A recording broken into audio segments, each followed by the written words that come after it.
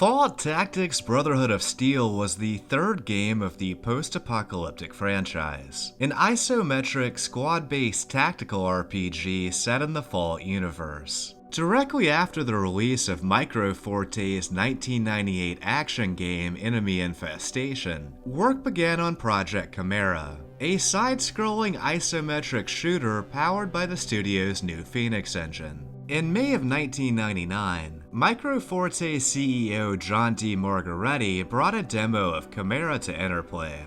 They had no interest in producing Chimera, but Brian Christian, head of Interplay's 14 Degrees East division, saw enough potential in the engine and the team to propose something entirely different. A new Fallout game using the Phoenix engine that retained the stylistic elements of the series, but focused on combat over role-playing elements, featuring a large mission-based campaign and the series' first foray into multiplayer. Over the next 15 months, the designers worked tirelessly through the trenches of development hell, resulting in a significant number of cut or half-finished ideas. This is Fallout Tactics Cut Content, Director's Cut.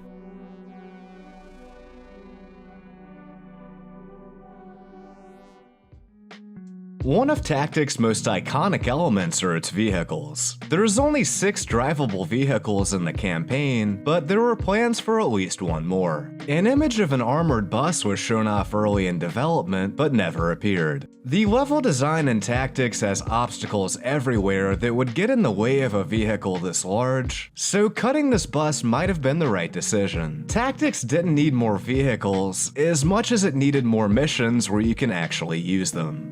There's a cut perk called Twitch Gamer, and its Vault Boy image still remains. Level designer Gareth Davies revealed how it would have worked in a forum post. Twitch Gamer, a perk that the player could gain from playing the mini-game that was planned for the Pip-Boy. Needless to say, it wasn't implemented. When the Twitch appears above the player's head, it's supposed to give the player action an AP cost of 0, effectively giving you a free action. This perk and the way you gained it were both cool ideas, and while they never made it into Tactics, Pip-Boy minigames would eventually be added in Fallout 4 nearly 15 years later.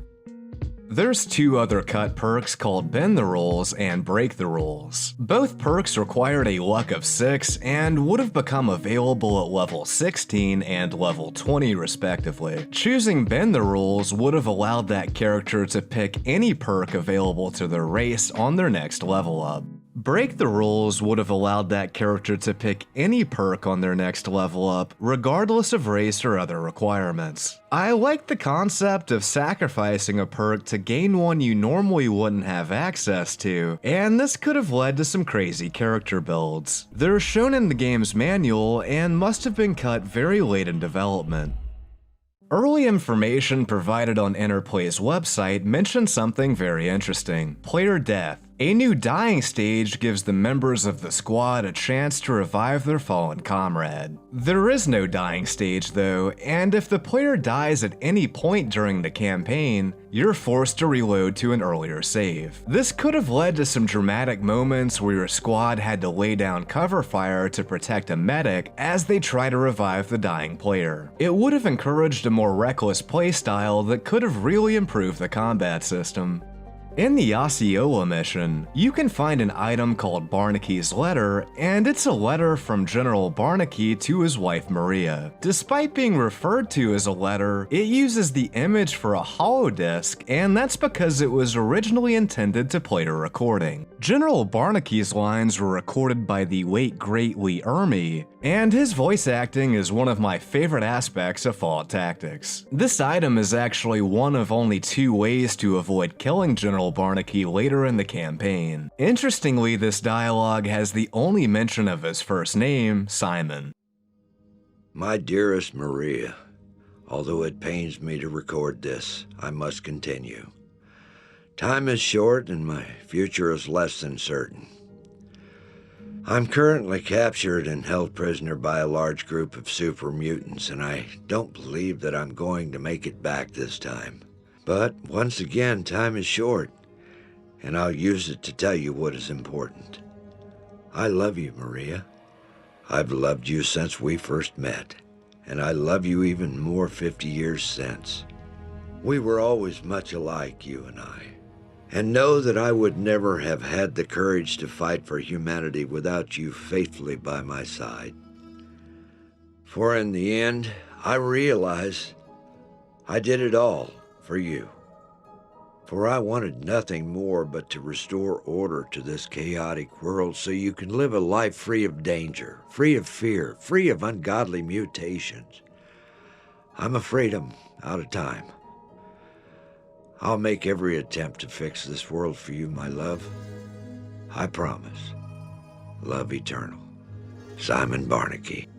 You can find another holodisc during the same mission, but its description gives no information about its content, and you can never listen to its recording. Recovering it changes the debriefing dialogue and reveals it's the Journal of Sir Latham. During this section of the campaign, you fight against a faction of super mutants led by a mysterious figure called Gamoran. It's later revealed that Gamoran is a long-lost member of the Brotherhood, Paladin Latham. It's never explained how Latham became the leader of the super mutants or took the name Gamoran, but this cut dialogue shows his descent into madness and would have made him into a more interesting antagonist. This was recorded by voice actor Dwight Schultz, who also voiced Hakunin and Knight Captain Cade. He did an awesome job with these lines, and it's probably the best voice acting in the entire game. Tactics doesn't have that much recorded dialogue, and I think this might be the longest monologue outside of the intro/ending slides.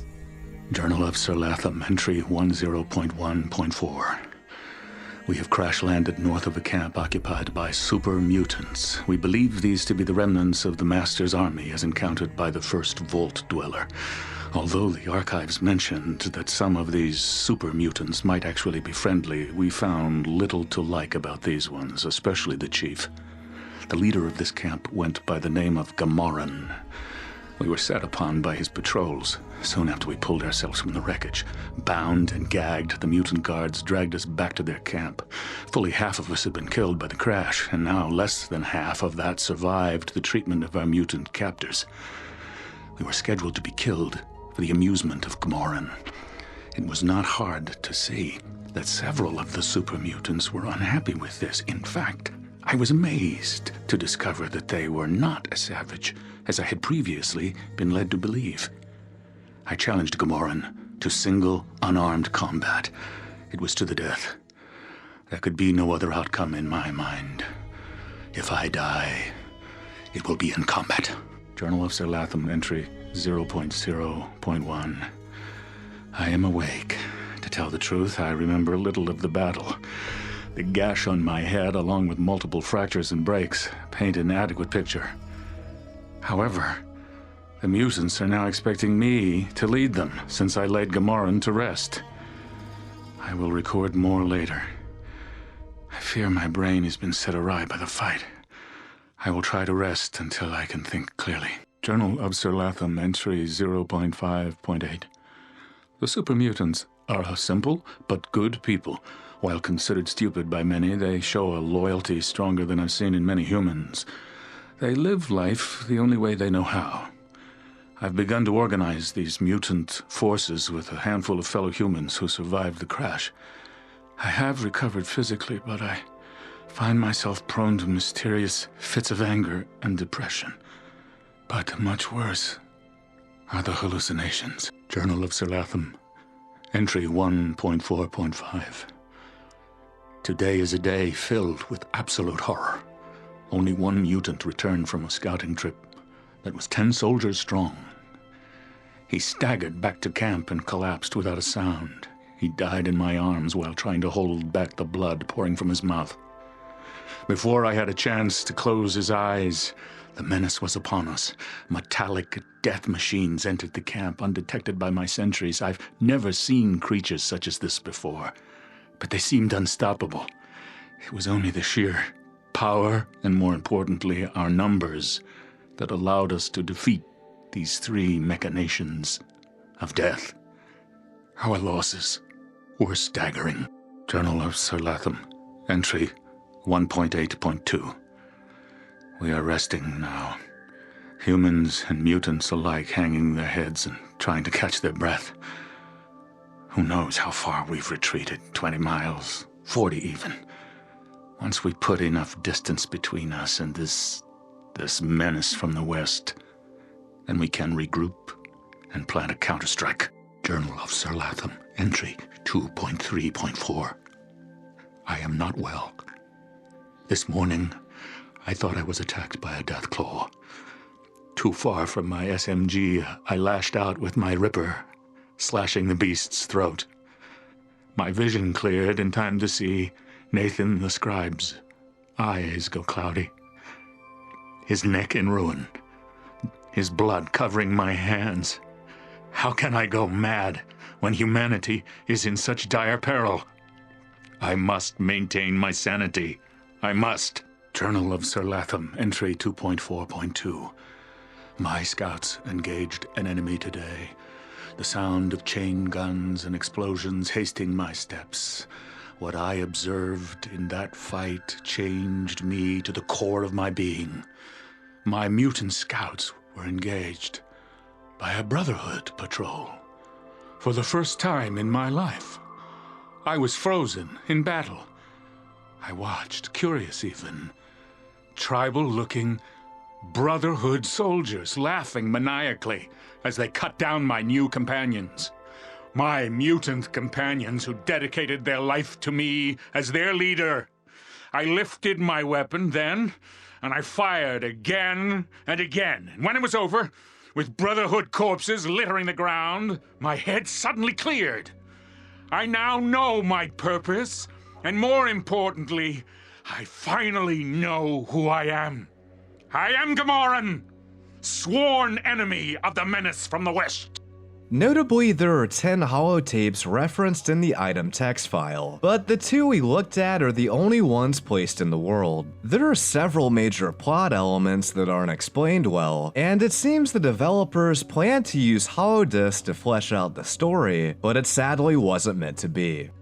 During the Kansas City mission, you meet a cult of ghouls who worship a nuclear warhead. There's another cut holotape named Prophecy, and it likely would have been found inside their cathedral. A note in the dialogue file of the mission reads, "Ed, look at this and put it on a disc or tablet." This message would never get placed anywhere, however, and its lines were never recorded. On the 16th day of vomiting, Saint Harold commanded that those followers closest to Platonius shall not engage the heathens of the land. For those so close to achieving an understanding of the fire, one cannot see must remain pure of energy-absorbing poisons. Prayer will replace clenched fist with heavenly belief as your shield. Until the great hydro-mechanical reckoning, you will abide by this. Until your pagan brothers return to their home ready for the final battle, so it is written, so it shall be done, Saint Harold of the Leafy Scalp. This is a reference to Harold, that guy who was exposed to FEV, and then Bethesda turned him into a fucking tree. One of the NPCs in Kansas City has the line, "Have you seen Harold around lately?" This is sadly the only remnant of Harold being worshipped as a saint.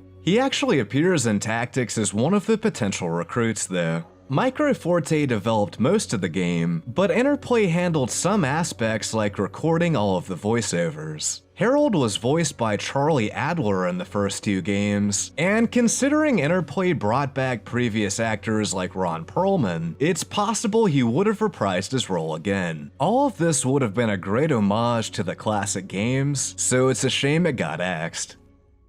Many characters have unused background information about them in Tactics text files. It's common practice to write backstories for characters during development, but these are typically never seen outside of leaked design documents. It's really cool this is left over, and there's lore in them that's never told to the player. For example, Defcon's background reads, Defcon is the second son of T-.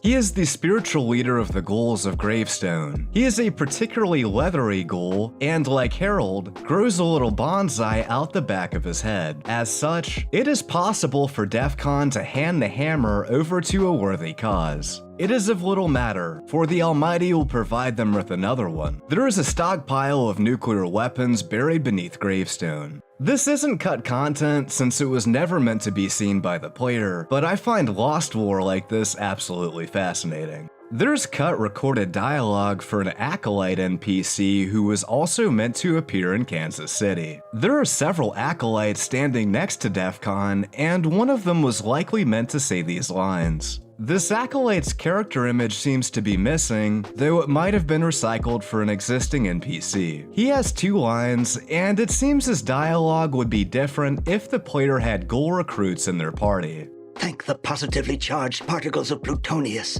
It must have been his electron-sharing intervention. I must divulge a secret to you about the ghoul race. You must understand that acolytes like us can only join the battle when the prophecy is fulfilled. You must be our defense and aid, my brothers. The rest of us can only watch and pray. What is this? Our brethren have joined the Brotherhood. Us acolytes are forbidden to take up arms until the prophecy is fulfilled.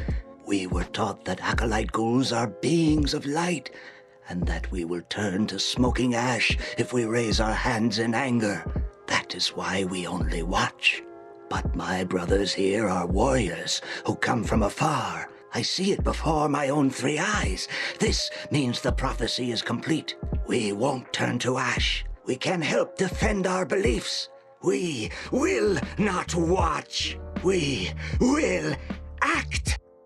Much of the Kansas City mission revolves around defending Gravestone from a super mutant attack that comes in several waves. A developer note reads, "Ed, how about setting the trigger of the first attack a couple minutes after he talks to DEF CON? This way the player will have some time to look around." This suggests the attack wasn't supposed to happen until after the player speaks to DEF CON, but in the final game the attack happens a few seconds after starting the mission regardless of what you do. Cuts like this really illustrate just how rushed the game's development was. You may have noticed the notes we've looked at mention someone named Ed, and these were written to lead designer Ed Orman. Microforte had a very small team of less than 30 people on Tactics, and as a result, many of the developers did a wide variety of work on the project. So not only did Ed Orman design many elements of missions, but he also drew most of the Pip-Boy images, and I really dig some of the art he made.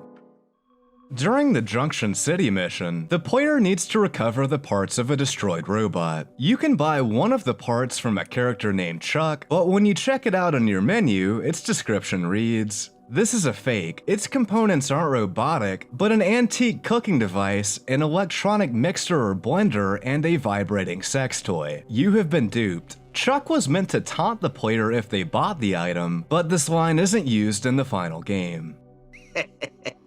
Yeah, I sold you my robot piece. So what? I have a strict no-return policy, dickhead.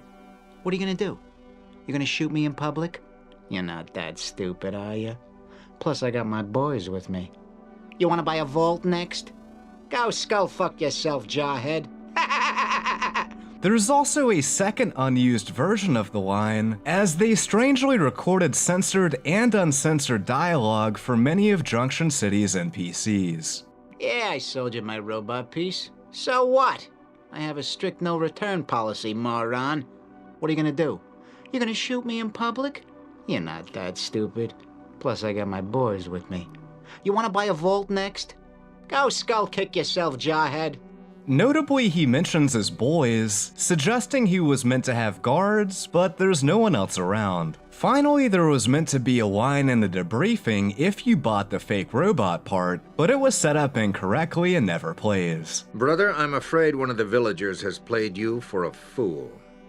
One of the items you brought back was not a robot piece of machinery, but a sloppily put-together contraption. The scribes report that its components aren't robotic, but an antique toaster cooking device, an electronic mixer or blender, and a vibrating sex toy. You understand that it's not the value of the item that is the issue here, but the public image of the Brotherhood. This normally would not go unpunished, but we are too short of personnel to settle this matter. Try not to embarrass us again. Dismiss. Notes reveal that the developer's intention was for the player to hear the debriefing and then return to kill Chuck, even stating there are no repercussions because everyone knows he's a swindler. None of this is communicated to the player since those lines were cut though. It seems Microforte wanted to include content that justified revisiting locations, but unfortunately this is the only instance of reactivity I'm aware of, and it doesn't work. Some files refer to Junction City as Junkhaven, which seems to be an early name for the location. The exact moment its name was decided on is preserved in the game files forever and reads, Junkhaven, I've got this down as Junction City everywhere else. Can we keep it that way? Yes we can. DL. DL is likely the initials of one of Tactics designers / writers, Dan Levin, and I love getting to see commentary like this. These changes, particularly the Holodisc dialogue, would have made Fallout Tactics into an even better game. Ultimately though, all of this was left on the cutting room floor. Tactics has a massive arsenal spanning over 150 weapons, but despite that impressive number, several of them never made it into the final game. This is the cut content of Fallout Tactics, Part 2.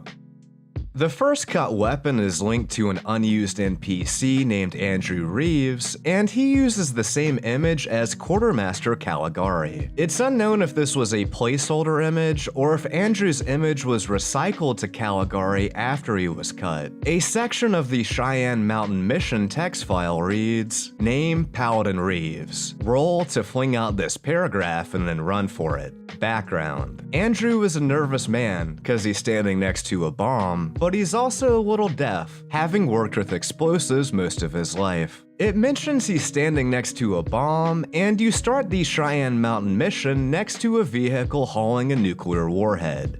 This suggests he would have appeared at the mission starting location, but his dialogue was unfortunately never recorded. Well met, brother. I'm Paladin Reeves from Falcon Squad. You have quite a reputation back at the base. I was expecting someone about 8 feet tall and covered with grisly scars. Looks like you're about 2 feet short. Here are the 3 fire support beacons. These puppies will direct our artillery to them after activated. We've been saving up the artillery shells for a long time, as they're hard to come by, so be prudent when you decide to use them. You'll have some time to run for cover, but I suggest you don't stop to smell the flowers. Good luck, brother. The whole Brotherhood is aware and grateful for your part in the war. Make it home in one piece. He would have given the player the cut item fire support beacon. Its icon still remains and its description reads, once a beacon is placed, artillery fire will be concentrated on its position. There's also some developer notes about it that read, Ed, ensure that there is a whistling sound effect that the player will hear X seconds after activating homing beacon. Ed, make sure the 3 artillery homing devices only work outside.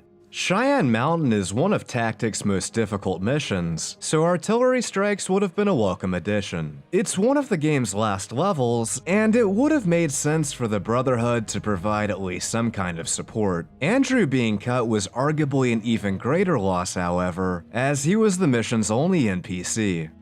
In the energy weapons section of the item text file, there's a reference to the Alien Blaster, a weapon that doesn't appear in Tactics, and there are no other remaining references to it in the game files. More weapons from the classic games would have been a nice homage, so it's too bad the Alien Blaster got scrapped.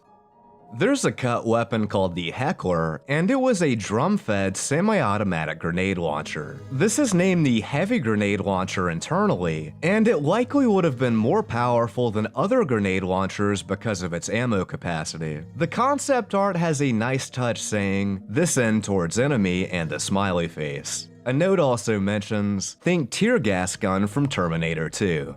There are several cut grenade types, and the first one we'll be looking at is the chemical grenade. It would have poisoned enemies and caused a loss of perception in its area of effect. There's a cut ammo type for grenade launchers called the 40mm gas grenade. It's unknown how it would have functioned, but its effect was likely similar to the gas grenade. There's also a cut smoke grenade that made a cloud of smoke that reduced the perception of enemies inside of it. There's many encounters and tactics where you only have a single point of entry, and these grenades could have given you a tactical advantage when approaching them. Assuming the effect lasted multiple turns, they also would have been effective against enemies hiding behind cover. It's probably not a coincidence that these weapons are similar and were all cut, suggesting there was some technical difficulty implementing them.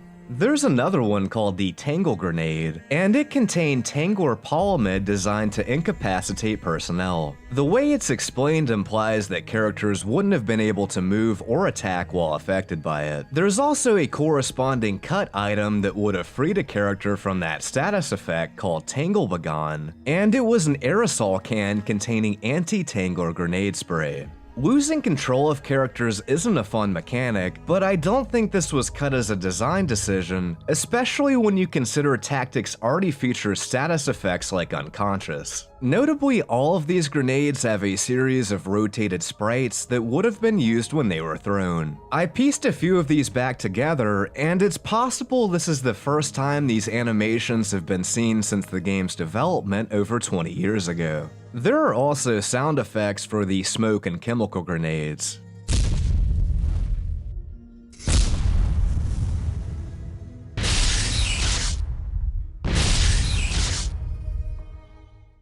There's a trap called the Gas Trap that's used during the Peoria and Junction City missions, but it can never be attained by the player even if you disarm it.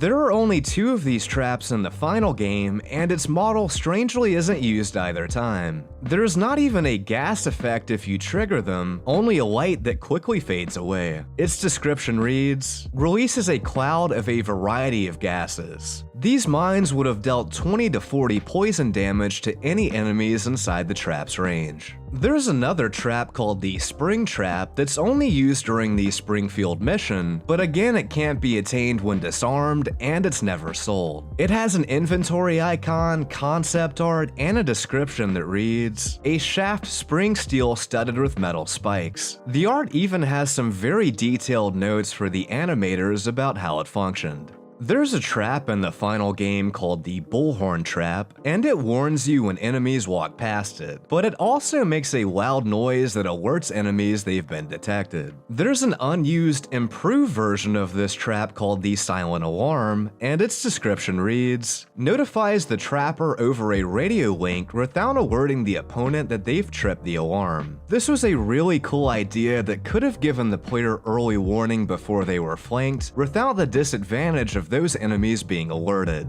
The Gas Trap, Spring Trap, and Silent Alarm would have been great additions to the multiplayer mode, but they likely wouldn't have been very useful in the campaign, and probably would have been used primarily against the player. There's a cut weapon called the Small Anti-Tank Mine, and it would have functioned like the other explosive mines that appear. The naming convention of concept art and notes suggests this would have been a weaker version of the T45LE mine, an anti-vehicle mine that deals 50 to 80 damage. However, there's already a weaker version of that mine, the T45SE mine. I'm guessing there was too much overlap between these, and the Small Anti-Tank Mine ended up getting the axe. There's a bladed weapon called the Wasp Sting that can be found during the Quincy mission. It has a chance to poison enemies, and its description reads, "Stinger removed from a mutant wasp. It is still loaded with the original poison." However, this was set up incorrectly, and you can't actually use it as a weapon. There is also a very rare item called the Wasp Stinger, and it has a totally different description. The stinger from a giant wasp can be used to create poison or as a melee weapon, paralysis. Like the other version, this also can't be used to attack, but the description is interesting because there isn't a paralysis status effect or a way to craft poison. The description of rat scorpion tails suggests they were meant to be used in the same way. The severed tail of a rat scorpion can be used to create poison. This points to there being some method to create poison, likely through talking to an NPC, but this idea was eventually cut. It seemingly implies that Giant Wasp would have been able to paralyze the player and their squad, which would have made them into a much more dangerous enemy. Giant Wasp were also meant to appear in Black Isle's canceled Fallout 3. Some of the developers from that game would later go on to make New Vegas, and it seems that Tactics Giant Wasp were the prototype for Cazadors.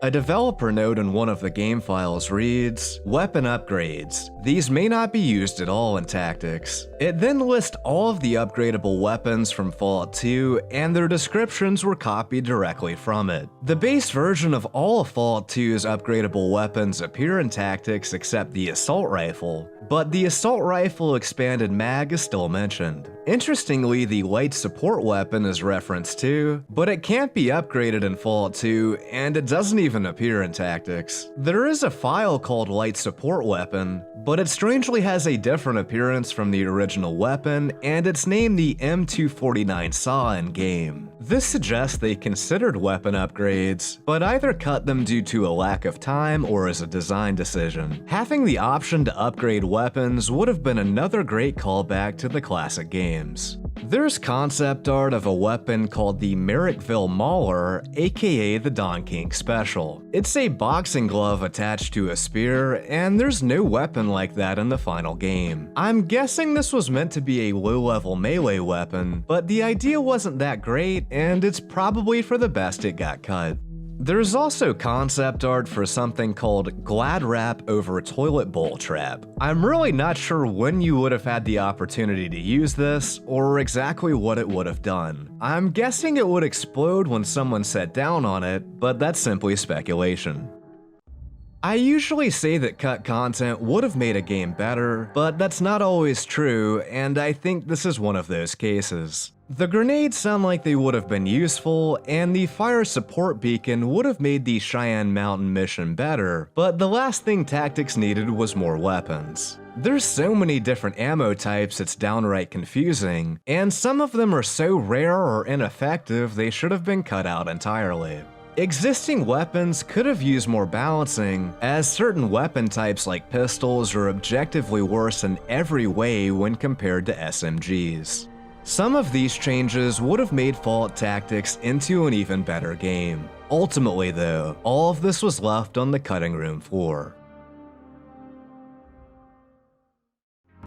Publishers will include just about anything they cheaply can, in the hopes of enticing fans to pre-order their upcoming games. Everything from plastic footballs to hedgehog hats and survival kits that would get you killed. Pre-order bonuses are commonplace nowadays, but back in the early 2000s, companies were just starting to figure out their potential. To encourage sales of Micro Forte's Fallout Tactics, Interplay offered several pre-order bonuses, including a tactical camouflage CD case, a Tactics t-shirt, and a fourth bonus CD. This bonus disc contained otherwise unreleased concept art, an exclusive vehicle called the Buggy, and a secret mission, Springfield. Typically, pre-order bonuses are now wrapped up into a Game of the Year edition or later made available as DLC, but no other option to attain this mission was ever released. This is possibly due to the fact that Micro Forte's Canberra studio was shut down right after Tactics finished development. This almost meant that only the few players who actually pre-ordered the game would ever get to play the entire campaign or use all of the vehicles. Except that the bonus disc didn't really have much on it. The mission and vehicle are already in the game files of the base game, they just aren't accessible until you've installed the bonus CD. The main function of installing this CD was changing a single line of code called Bonus Mission in the Brotherhood of Steel CFG file from false to true. Surprisingly, this code wasn't encrypted or even slightly hidden either. It's literally a Word document that can be accessed by unzipping one of the game files. So of course it didn't take players long to discover this, and soon guides started popping up showing others how to play this otherwise inaccessible level. Initially, Interplay tried their best to stop this by deleting forum posts on their website, and even contacting the creators of guides on GameFAQs, threatening legal action if they didn't take the information down. You can't stop the internet though, and it wasn't long before this method became common knowledge among the fanbase. It seems this mission went through some serious revisions in part due to it being a bonus level. There's a developer note that reads, "I eliminated most of the dialogue in this mission since there isn't a whole lot to say. There's then a text block beneath the assassin's dialogue that pretty clearly contained additional lines for the character, but they were deleted and all that remains is a note saying, 'Heh,'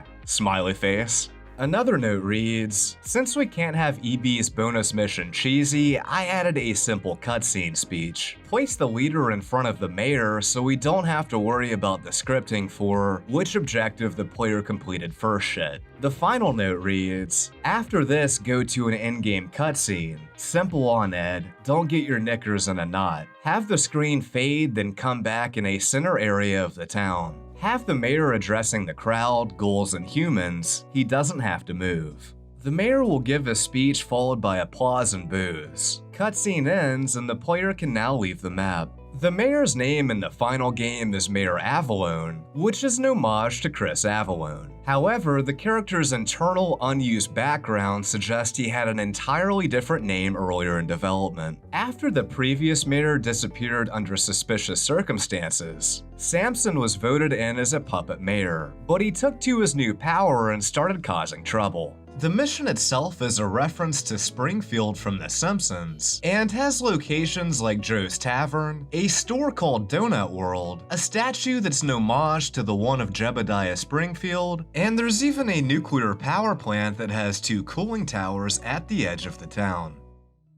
From a player perspective, Springfield feels like a rushed level, and this is most apparent in its audio design. Several sound zones for ambient music were set up in various parts of the map, like sounds for flowing water in a factory, but no sounds were ever linked to them. As a result, I'm pretty sure this is the only mission in the campaign that has no ambient sounds.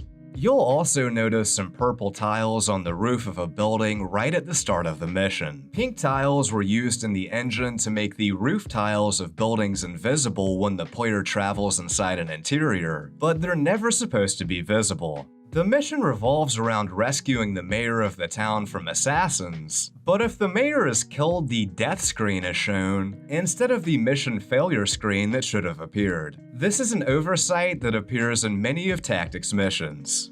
The only scripting set up for failing this mission is when the mayor dies, so you can literally kill everyone else in the town and no one mentions anything about it. As far as I can tell, it doesn't even affect your reputation, despite the town being an important resource for the Brotherhood.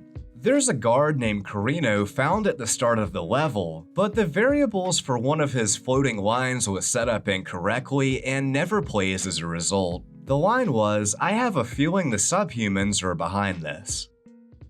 You did get one particularly cool supplement for pre-ordering it though. The bonus CD also contained Fallout Warfare, Wargaming in the Fallout universe. This was a rulebook for a tabletop war game created by Fallout 1 lead designer Chris Taylor. It uses a modified rules-light version of the special system, and includes multiple game types, unique units, weapons, items, character races, and even vehicles. There's also printable paper miniatures for all of Tactics' major factions like the Beast Lords, Reavers, and Robots. I love tabletop RPGs, and even though this is more of a war game, it's still pretty fucking cool.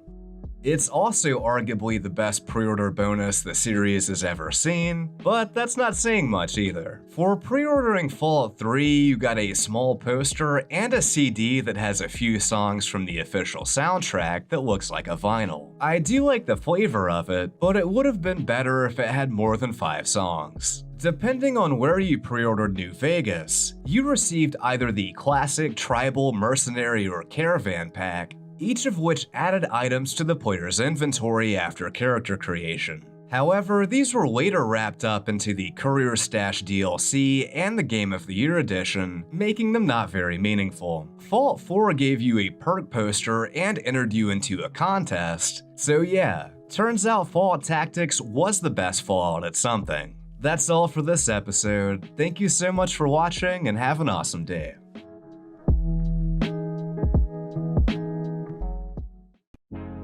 In Fault Tactics, there are only two ways to heal your squad, either by using items or by passing time. Unlike its predecessors, you can't use the Pip-Boy to wait, and time only passes quickly while traveling on the world map. Healing this way isn't ideal though, as you can easily take more damage in random encounters than you had in the first place. This same issue applies to radiation and status effects, essentially forcing you to spend a significant portion of your money buying stim packs, doctor bags, RadAway, etc. At first glance, this appears to be bad design, but like many aspects of the Fallout series, the developers originally had different plans. Throughout the single-player campaign, you gain access to several Brotherhood of Steel bunkers, and each of these locations has various medical officers. In their dialogue, they offer healing, but despite this, these NPCs never restore the player's health and instead only sell equipment. This totally confused me during my first playthrough, and a little research revealed this has confused countless other players since the game's release over 20 years ago. Intriguingly, developer notes suggest the medical officers were intended to have varying levels of skill, and this was going to have an in-game effect. Talented medical officers could heal all damage, radiation, and status effects when you spoke to them, while the less skilled medics were only able to partially heal your squad.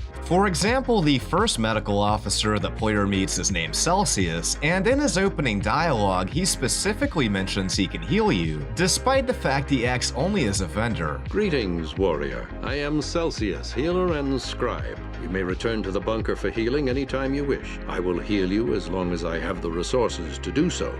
A note in the Alpha Bunker text file even mentions that Celsius is simply the medic inside the bunker. The player can visit him whenever healing is needed. He will be busy tending to the wounds of the injured soldiers. Celsius is dressed in robes. He is considered one of the elders. He is a master surgeon and a scholar. Celsius has a deep voice and a confident air about him. He never betrays any hint that he is uncertain of his skills. I would picture him as having white graying hair. He might even look a little like the Diablo 2 Necromancer. Celsius will follow the player from bunker to bunker until Bunker 03. Once the player is moved to Bunker 02, the other replacement medic, Timothy, will take over. Later in the note it expands even further, stating, Celsius's introduction. Celsius will introduce himself the first time the player talks to him. He will explain that they can return anytime for healing. After talking, the player has a chance to either barter for medicine or exit the conversation. Either way may allow Celsius to heal the player's party completely.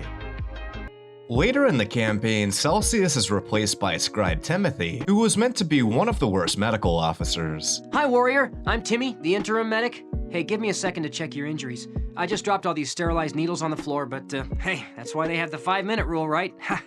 I'll just wipe them off with this soiled bandage here. His description reads, Timothy is Celsius' student. He will take over from Celsius once Celsius has moved on. Timothy isn't quite as skilled as Celsius, which is incentive for the player to stick to the current stage. Another note states that Timothy has no text. He quietly tends to the character's wounds. Timothy isn't as experienced as Celsius, and he shouldn't sell any medical supplies. He might not be able to heal to maximum health, or he might not be able to help remove radiation contamination. He will sound like a squeaky-voiced teenager who's in over his head. It interestingly mentions that the ability of the current medical officer was intended to make some sections of the campaign easier and others more challenging. It even notes that he wouldn't be able to sell medical supplies. Other merchants only have a small number of healing items for sale, and this would have made the missions where he was present much more difficult. Timothy's floating text reflects his proficiency, and he has lines like, "What side is the appendix on? I can't remember. Nah, I hate those gloves. I never use them." And whoa, they didn't cover that in my 2 weeks training. These lines don't have the same impact in game though, considering his medical skill never comes into play. The next medic is Scribe Jeffrey, and he was another low-quality medical officer. His description was copy and pasted from Timothy, and he's the only medical officer that has no recorded dialogue. Like Timothy, Jeffrey has lines that reveal how unskilled he is. Like, "I've never seen this before. I'm a farmer, not a doctor, damn it. And sorry, it's hard to stitch with that other guy's guts all over my hands."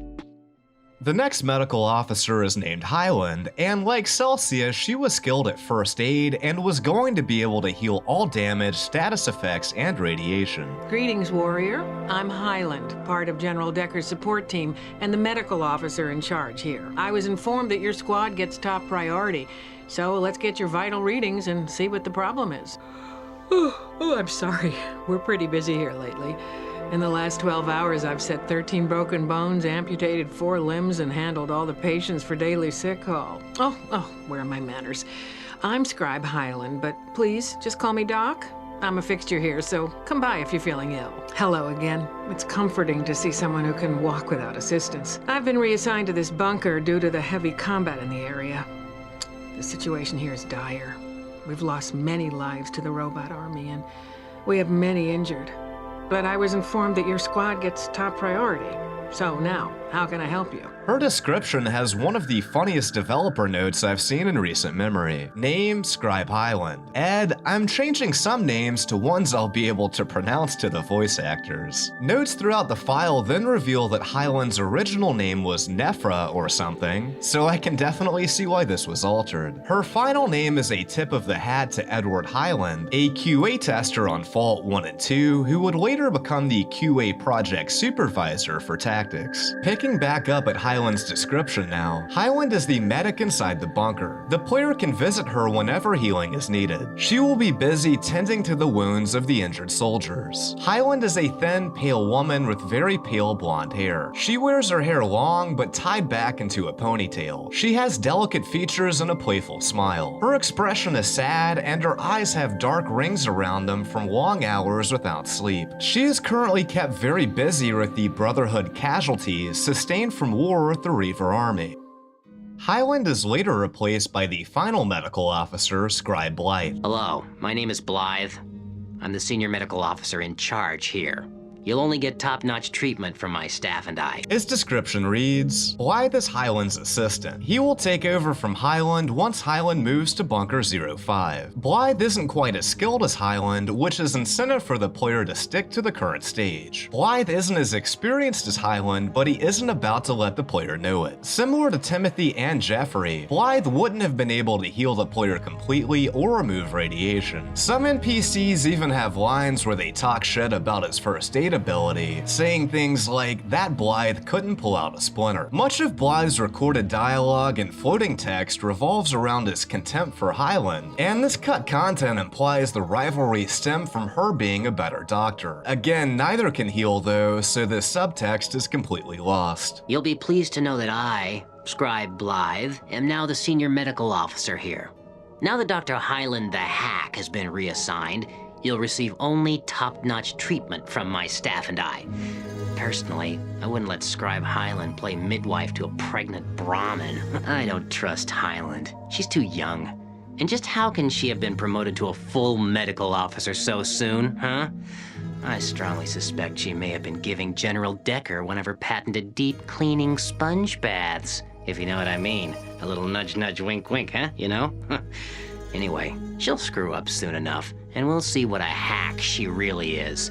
In the meanwhile, you have shown your wisdom by coming here to see me instead of her. Again, neither can heal though, so the subtext is completely lost. It's genuinely unfortunate they couldn't implement a healing ability for medical officers, as it would have made the campaign more accessible and much less frustrating. This is a relatively small change that would have been a major quality of life improvement. At the very least, it's too bad they couldn't record new dialogue where these NPCs no longer reference cut content, but c'est la vie.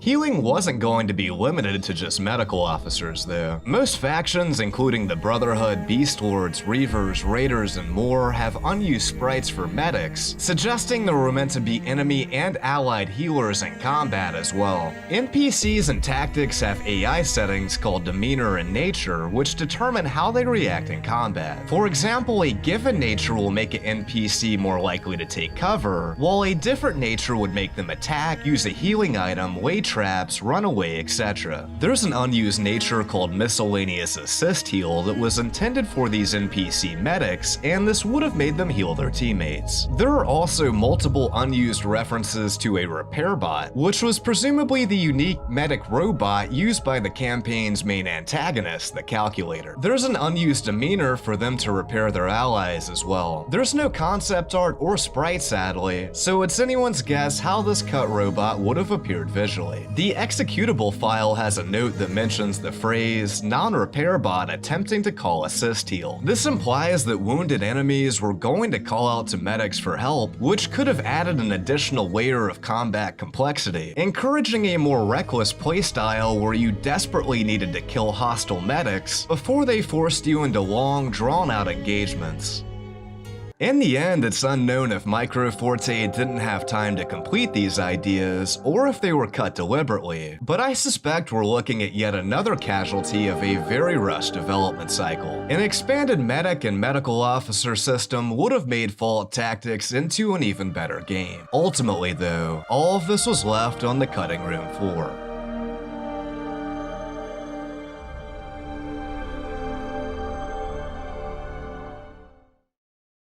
The following videos are two early versions of Fault Tactics intro cinematic that came on the game's bonus CD. The first video is titled Final Mockup and is dated February 2nd, 2000, at the very beginning of development. The second video is titled Scene 2 and is dated in September of 2000, 6 months before release. These provide a fascinating look at the game's early development.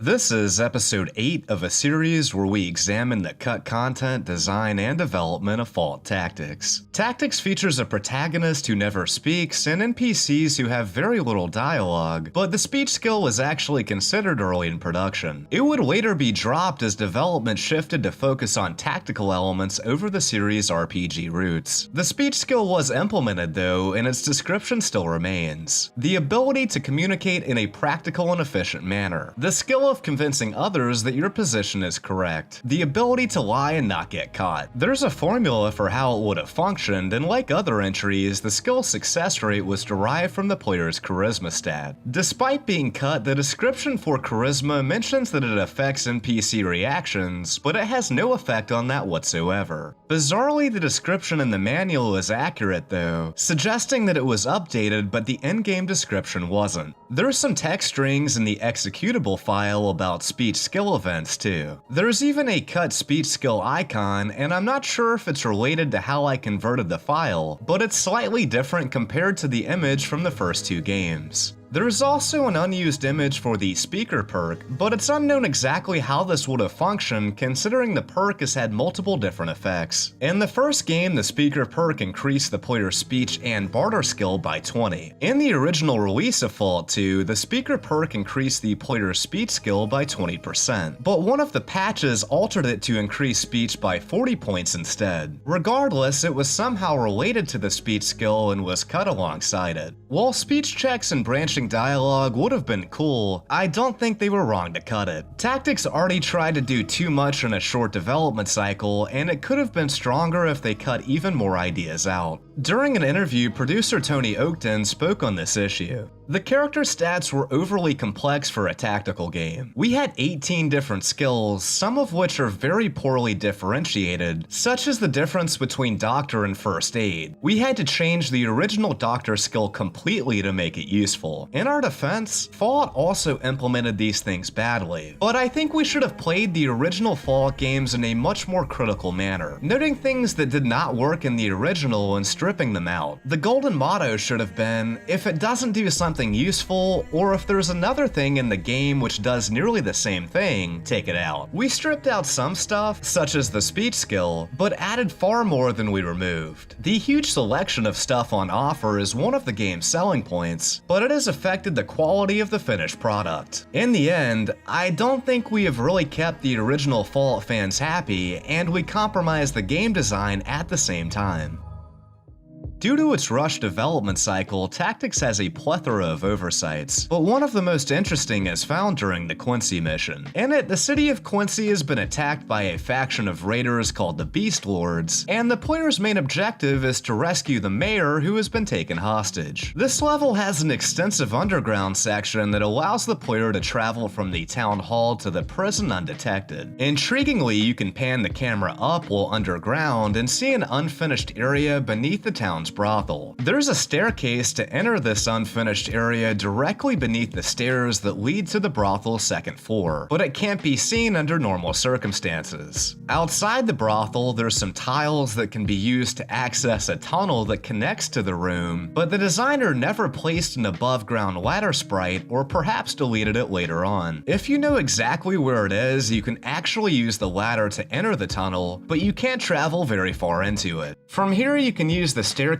inside the brothel to enter the main underground room. Tantalizingly, there's a chest here, but it was never set up, and none of the objects in this room even have collision. I'm guessing the idea was that you could sneak into the brothel through the underground tunnel to gain a tactical advantage on the enemies there. It seems that whoever made this level intended to come back to the area and finish it, but sadly never had time. This is probably one of the best examples of just how rushed the game was.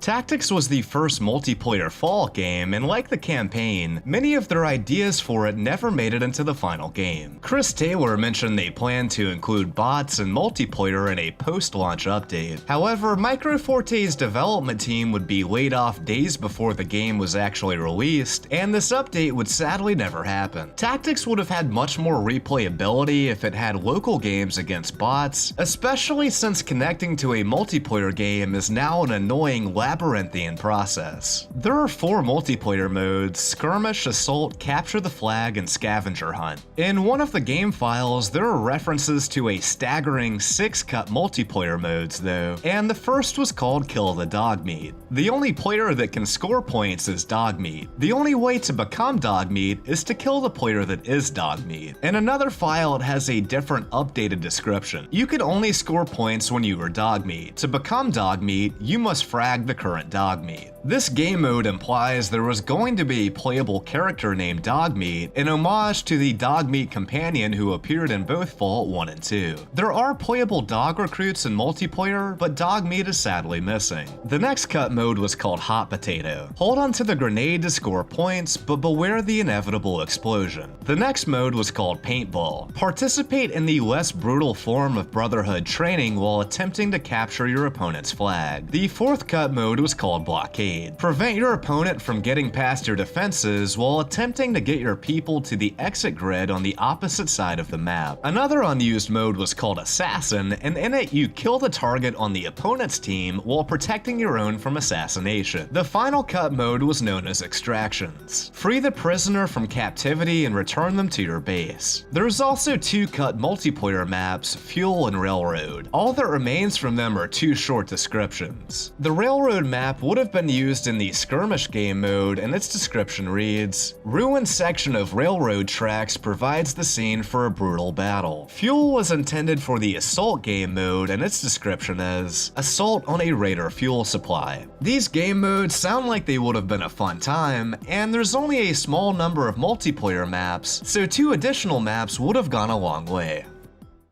There's an unused Vault Boy icon called Rogue, but its description file is missing, and it's unclear if it was never written or deleted. This image is half of the Pickpocket perk image from Fallout 1 and 2, a perk that also appears in Tactics. Many elements of the icons in the Fallout games are recycled, and this would have been a clever use of resources if it hadn't been cut. Presumably it gave the player some bonus to the steal skill, but it's difficult to speculate further. In the folder where Vault Boy images are stored, there's a description file for an icon called Tank, but unfortunately the description is empty and the image is missing. I'm guessing this was a vehicle-based perk or somehow linked to the piloting skill, but it also might have been related to the tank vehicle. They also considered a few perks from previous games like Earlier Sequence, Scrounger, and Fortune Finder, as the first two have unused icons and the latter has a cut description. Tactics already features over 60 perks from the original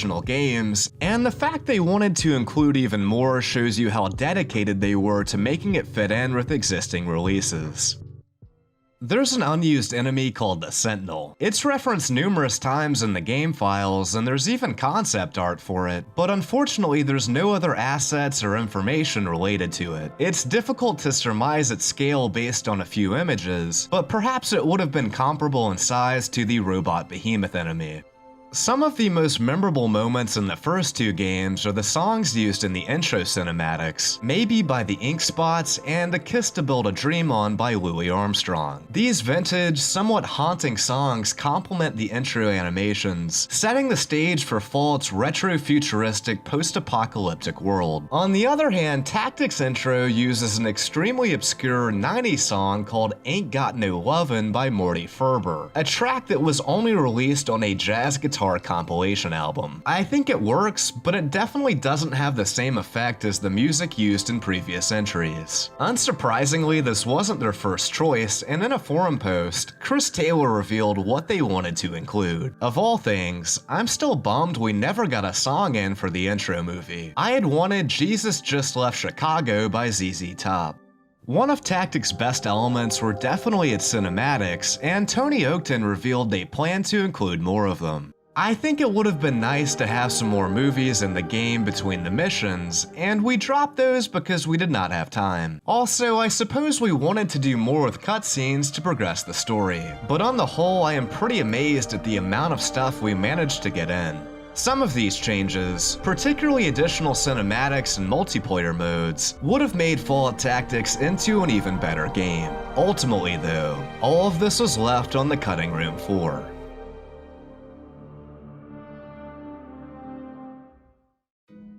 This is episode 9 of a series where we examine the cut content, design, and development of Fallout Tactics. In a previous video, I talked about a cut armored bus vehicle, but it turns out there's also an unused image that would have been used when targeting a car. This is interesting because it implies not only that there's a cut car vehicle, but also that enemies were going to use it against you, at least in multiplayer modes. All enemies in the classic games have a groin or the equivalent of one that can be targeted, and in case you're wondering, the car's groin would have been the exhaust. It's referenced again in the file that contains targeting data for creatures and has a note that mentions it hasn't been completed yet. In the Phoenix engine, each vehicle is technically its own race, and it's also mentioned in that code. I started to think that there were no images of the actual vehicle, but it turns out it was hidden in a very esoteric place, the tabletop RPG Fallout Warfare. It has printable units, and all of the vehicles in the tabletop supplement appear in the final game, except for the taxi. This image implies the sprite existed at one point, but it's sadly missing from the game files now, as are all other related assets beyond the targeting image. There are already plenty of vehicles in the campaign though, so this isn't a huge loss. While alcoholic consumables returned in Tactics, alcohol addiction strangely didn't. It was implemented at one point though, as there's an unused icon and code for alcohol addiction, but it's impossible to ever attain. Consumables like beer that could cause the effect are all set to have no chance to cause addiction, and there's also no penalty for even having the addiction. Drinking alcohol does cause the drunk status effect, which reduces the character's perception by 1 for 30 minutes.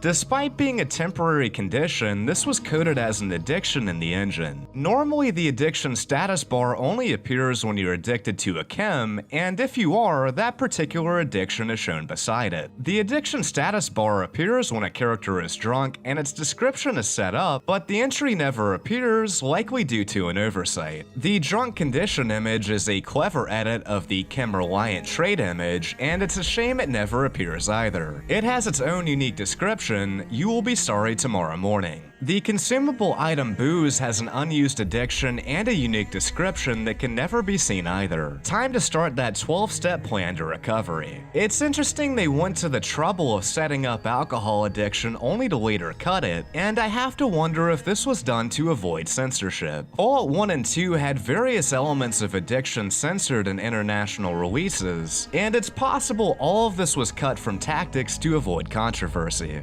Happy Pies are a consumable item that restores a very small amount of health. At one point, these were intended to be addictive as well, and while addicted, you would have had -1 perception and -2 intelligence. Later in development, the addiction chance for the item was lowered to 0, making the addiction impossible to obtain. Happy Pies aren't particularly useful items as is, and I suspect this was cut because it would have made them almost pointless. Tactics introduced a new chem called Muti, a powerful mutagenic compound designed to give the user abilities resembling those of a super mutant. For a short time, it increases the user's strength and endurance by 4, but also reduces their intelligence and charisma by the same amount. While other chems have unique addiction descriptions, the Muti chem strangely doesn't. A message does warn you when you've become addicted to it, but the player is confusingly given no indication that they have an addiction on the character status menu. If you happen to miss the initial addiction warning, the only way you can tell you're addicted is by noticing the negative status effects it applies, which reduces the character's radiation resistance by 20%.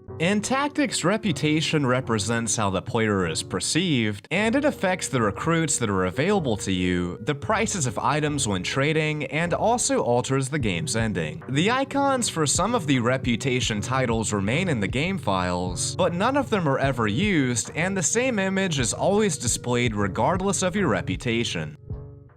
Missions and Tactics are numbered internally 1 through 26, but the 13th, 14th, 17th, and 20th missions are notably missing, and unfortunately there's no remnants of these levels in the game files. The only information we have about them comes from a post made on the Duck and Cover forums by developer Gareth Davies. The Lost Missions. Mission 13. Begin the cleanup of the remaining super mutants in the region. During the course of the mission, the player spots a wide path of destruction caused by a single behemoth bot. Help the town evacuate and destroy the robot if possible. Mission 14. Ambush a mutant invasion force in its last bid for a besieged settlement. Among ruined city blocks, the player would have to ambush waves of super mutants long enough to buy time for evacuation of a threatened town. Mission 14 was one of mine, and the tile layout was not even complete. It's bare bones and not too exciting. Basically a bunch of city blocks laid out with no attention to detail, and for the most part, empty streets and buildings.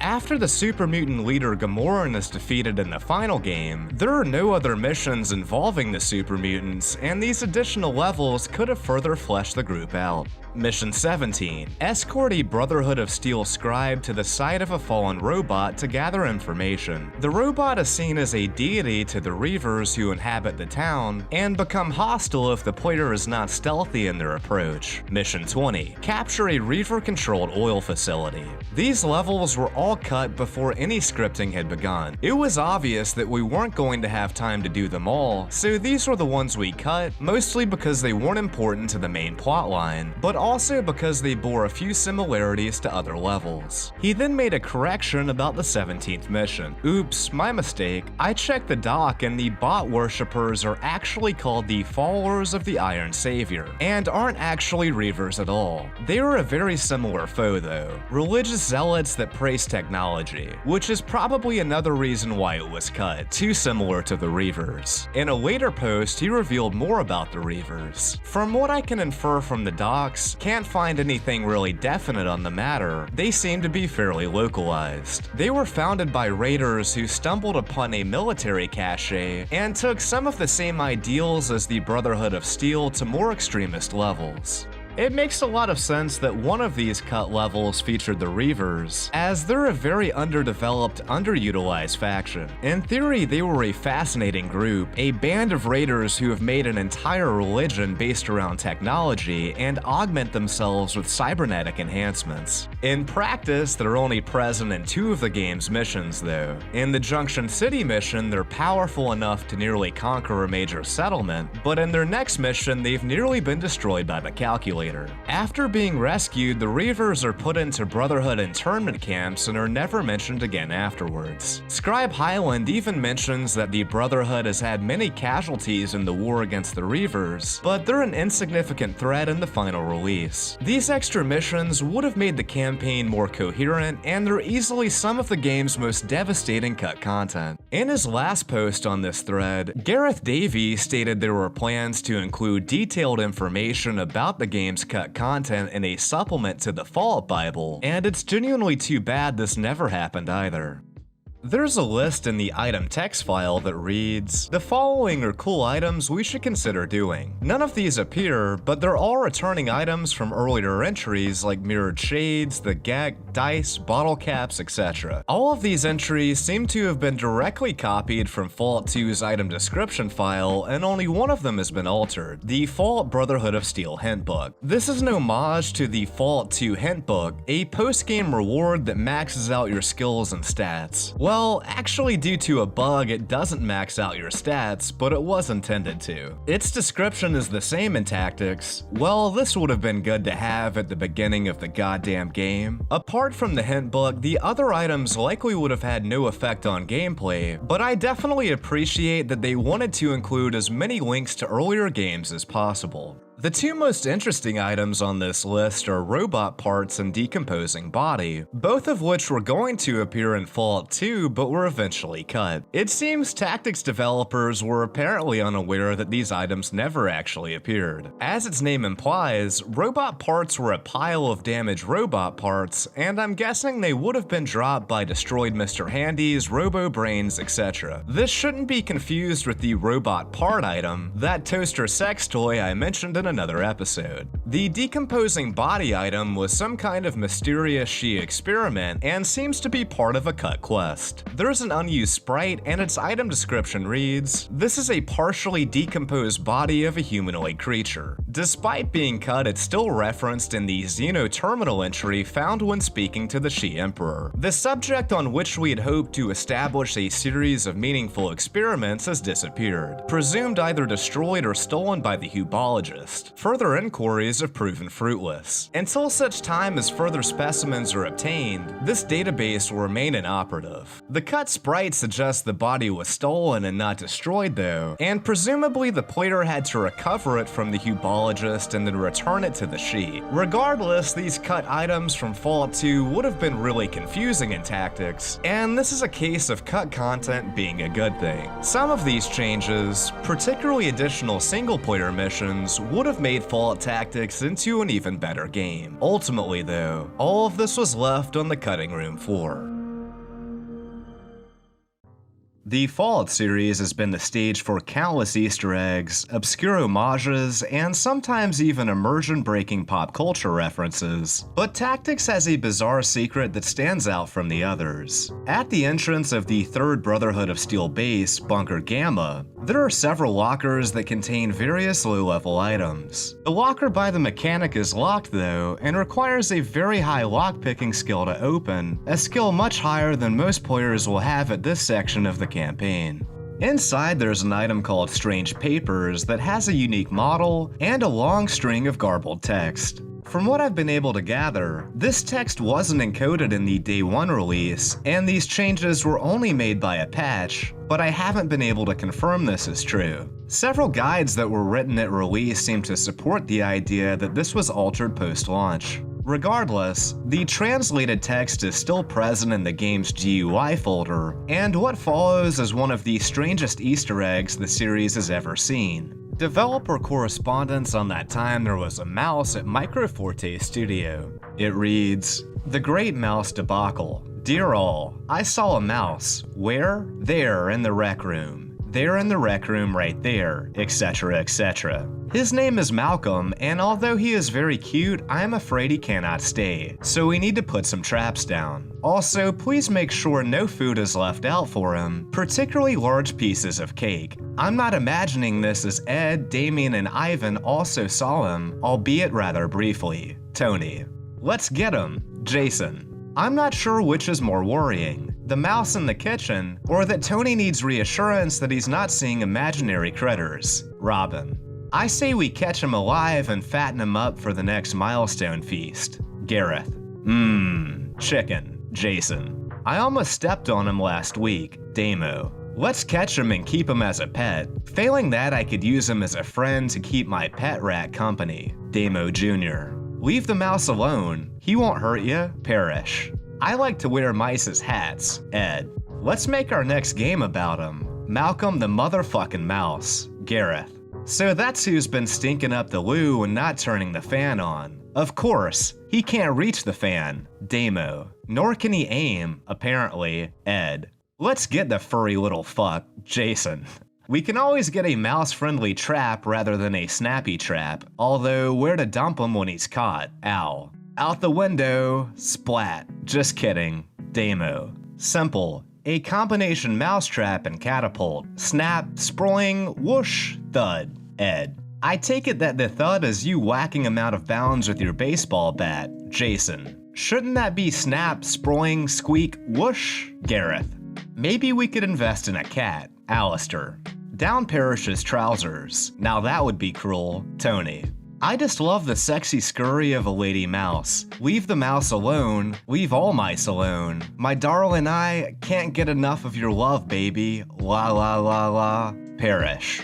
No, it should be snap, spring, squeak, whoosh, ting. Microwave done. Jason. Did you have a bad mouse experience during your childhood? Jan. Gee, that Xbox demo would have worked heaps better if they'd thrown a mouse into a room full of mouse traps already primed with other mice, setting off a chain reaction of snaps, squeaks, and springs. Ed. This is my one-line comment. Carl. Maybe we can convince Stuart to eat it? Ed. That'll take a lot of convincing. Stuart. You can do it. Jason. Or we could put it back where it belongs, plugged into the back of somebody's computer. Alistair. Hasn't anyone seen Stuart Little? He could be our ticket to fame and fortune. Kirky. In the sequel to Stuart Little, they're gonna have him infect the happy family with the plague. Ed. Has anyone ever seen both Parrish and the rat at the same time? Just wondering if there's some secret identity thingy going on. Carl. Maybe he's the little bastard moving everyone's stuff. Max. So it was the mouse that was sneaking smokes in the toilet? Seems like the poor thing is getting blamed for everything else. Damo Jr. Let's get him. Jason. I could use another mouse or two to help power my car. Gareth. We should cover the room with flour and see where his little tracks lead. Then douse the mongrel in petrol. Max. Nah, that's not funny. That's just a bit sick. Damo. Let's just cover the room in petrol and light it up now. Ed. Woohoo! An old-fashioned burnin'. Let me duck home and grab me roastin' trousers. Kirky. I'm beginning to see the start of the Stinky Meat Project Part 2, Winky Face Alistair. Put his little mouse head on a big dirty pike as a warning to others. Lakin. Let's just all burn our pants. Max. You go first. Lakin. Let's get him. Jason. You all want to jump me now that I've burnt my pants, huh? Max.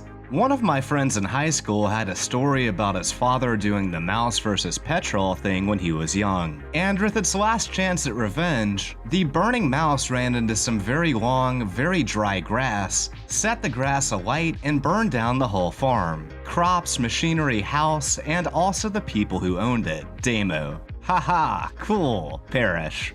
See, vicious little mongrels, mice, burn down your house as soon as they look at you. They're dangerous. Arsonist. Satanist. They must be stopped before it's too late. It's us or them. Oh, and I'm always available for a pants burning. Name a time. Ed. Let's get 'em. Jason. Release your anger and complete the journey to the dark side. Gareth. Why don't we just get him, Max? That's not the mouse you were looking for. Move along, move along. Alistair. Let's get him. Jason. I don't think Jason needs any help releasing. Ed. Certainly not releasing so much as restraining. Lakin. Has anyone heard the one about the mouse and giraffe that met in a bar? Max. Yep. Ed. I think we should all try and get out of the office a little more. Parrish. Woot woot. Parrish said we can all go home. Al. Let's get him then. Jason. Let's have pants burning as a random encounter or even a full mission. Somebody keep sneaking into the Brotherhood of Steel base and setting fire to people's pants. Gareth. There isn't really a mouse. I just made the whole thing up. Tony. There is now, damn it. Damo. Let's get Tony then? Jason. Blah blah blah. Carl. Dracula impressions? Really? Ed. Blah blah blah, dude. Keanu and Dracula. Gareth. If it was my mouse, I'd say like, get back in the kitchen and cook me some pie, biatch. Robin. You have a pie cooking mouse? Ed. Yeah, of course I do. Insert 3 random names to support self-reinforced delusions. Solid as well. Robin. If you don't mind, I'd like to borrow it for the night. Lorne. You need help. Ed. That's why I need the mouse. I feel he could add some valuable insights into my non-existent social life. Lorne. Let's just set up a big barbed wire cage, or even better, a dome, and have a sort of last man standing dealie. The winner gets to eat the mouse. Gareth. I'm in. Max. Are we fighting the mouse or each other? Ed. I assume the idea was to beat each other to a bloody pulp. Max. Sure, but I've always wanted to compete versus a rodent. I might actually have a chance of winning. Ed. Arg. Carl. I'm not imagining this as Ed, Damien, and Ivan also saw him, albeit rather briefly. I'd just like to categorically deny ever seeing a mouse. Tony is a loon. Ed. Catch me if you can. I've been crapping in your coffee for weeks. Har har har har. The mouse. This is undoubtedly one of the strangest Easter eggs in the Fallout games, and it's still relatively unknown since Tactics is the black sheep of the post-nuclear family. This is such a cool artifact that really shows the development team's humor and personalities. That's all for this episode. Thank you so much for watching and have an awesome day.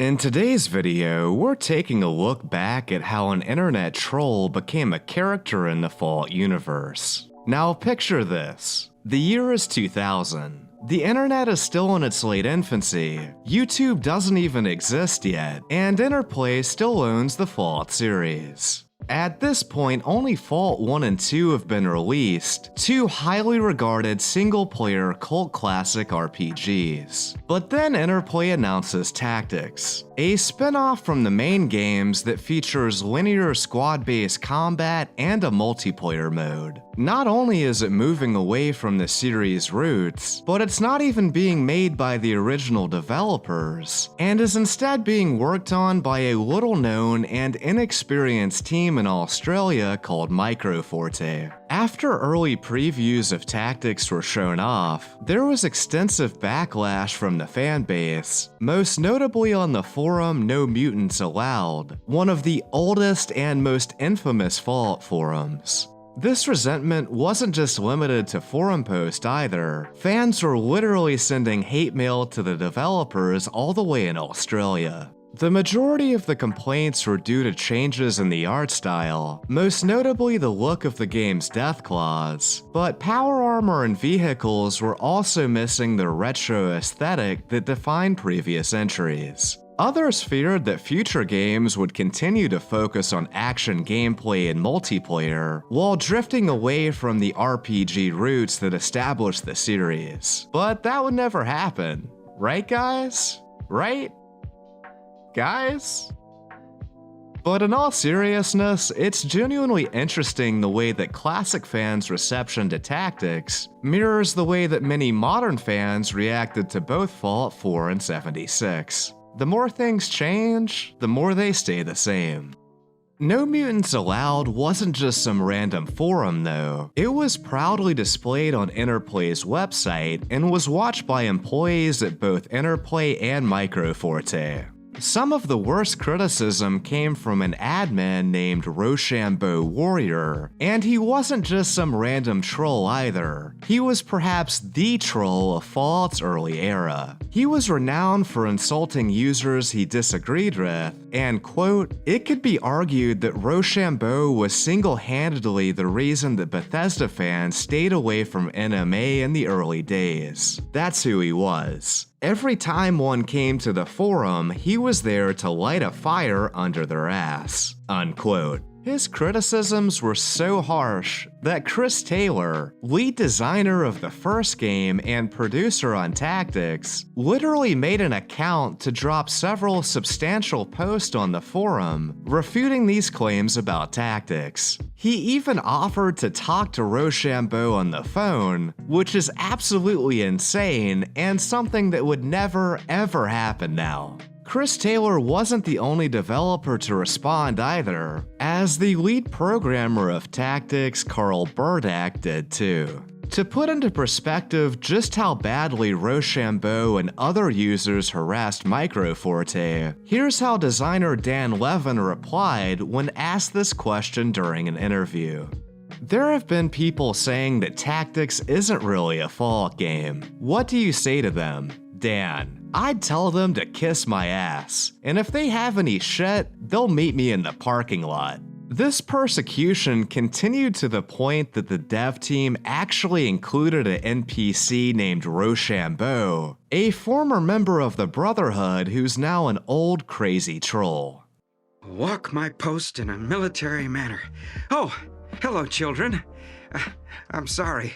Rochambeau doesn't have any candy for you. Is that a pledge pin on your uniform? If it is, will you help me fly again? My airship has fallen, and it won't get up. Brothers, brothers, brothers, I didn't expect to see you again, so spoon!" You know that I told them that storms would be the end of the air convoy. I told them, but did they listen to me? Heck no! Fool elders exiling their own brothers over nothing. For nothing! Now, scratch my back, son, like I did for my pappy. I said those airships weren't safe, but did they listen to Rochambeau? I told them that thing would fly like a Led Zeppelin. Then Gamoran tells me about the mime field, so I shouldn't blow my old fool head off. So I said, "Hey, change your name all you want, you lilac. I still changed your diapers before you were an inch in your daddy's codpiece. Do you have something shiny that you want to trade? All I have is this map of the mime field that Latham gave me. It says there are mimes buried in the field that's north of the east building. Gamoran has his faults, but he don't take no crapola from no meddling mimes."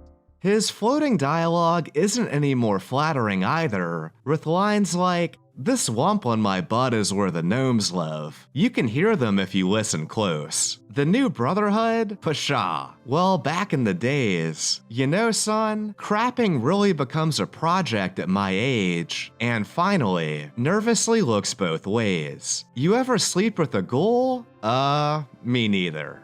If the player kills Gamoran, the leader of the super mutants who appears in the same level, Rochambeau becomes hostile, and after taking him out, you'll find that he's the only character in the game that carries a unique item called Yellow Nuka-Cola. Its description reads, a little-known flavor of Nuka-Cola which is only available from the Crazy Naked Man. It has an interesting bouquet. Despite this reference, this cold reception actually shifted the direction of the game midway through development, as lead producer Tony Oakton revealed. The unrealistic time limit problem was further exacerbated by the size of the game we created. Originally, 20 single-player levels and 10 multiplayer levels seemed a reasonable size for the final game. However, when we started to get flack from the Fallout fans about the game not being true to the original, we decided to link the missions together with a world map rather than a linear mission structure. This in turn led to the inclusion of random encounters and unique encounters to add extra interest while traveling between the core missions. We produced special levels for bunkers where you could re-equip and change your squad. This works very well in the game, but increased our workload substantially. This means that around halfway through production, a world map, the Brotherhood of Steel bunkers, the NPCs that populate the bunkers, and a random/special encounter system were all added in directly because of fan intimidation.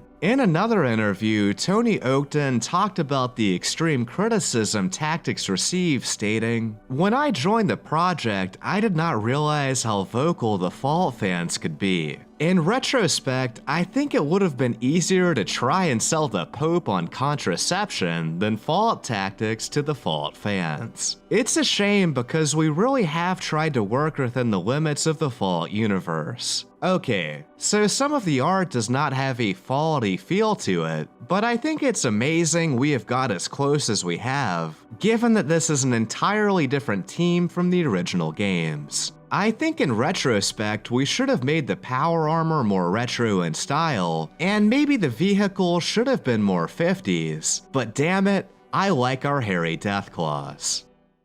In the end, the story of Rochambeau is one of the strangest and most obscure stories in Fallout history. A single fan drastically altering the development of a game, and then being immortalized as an NPC forever.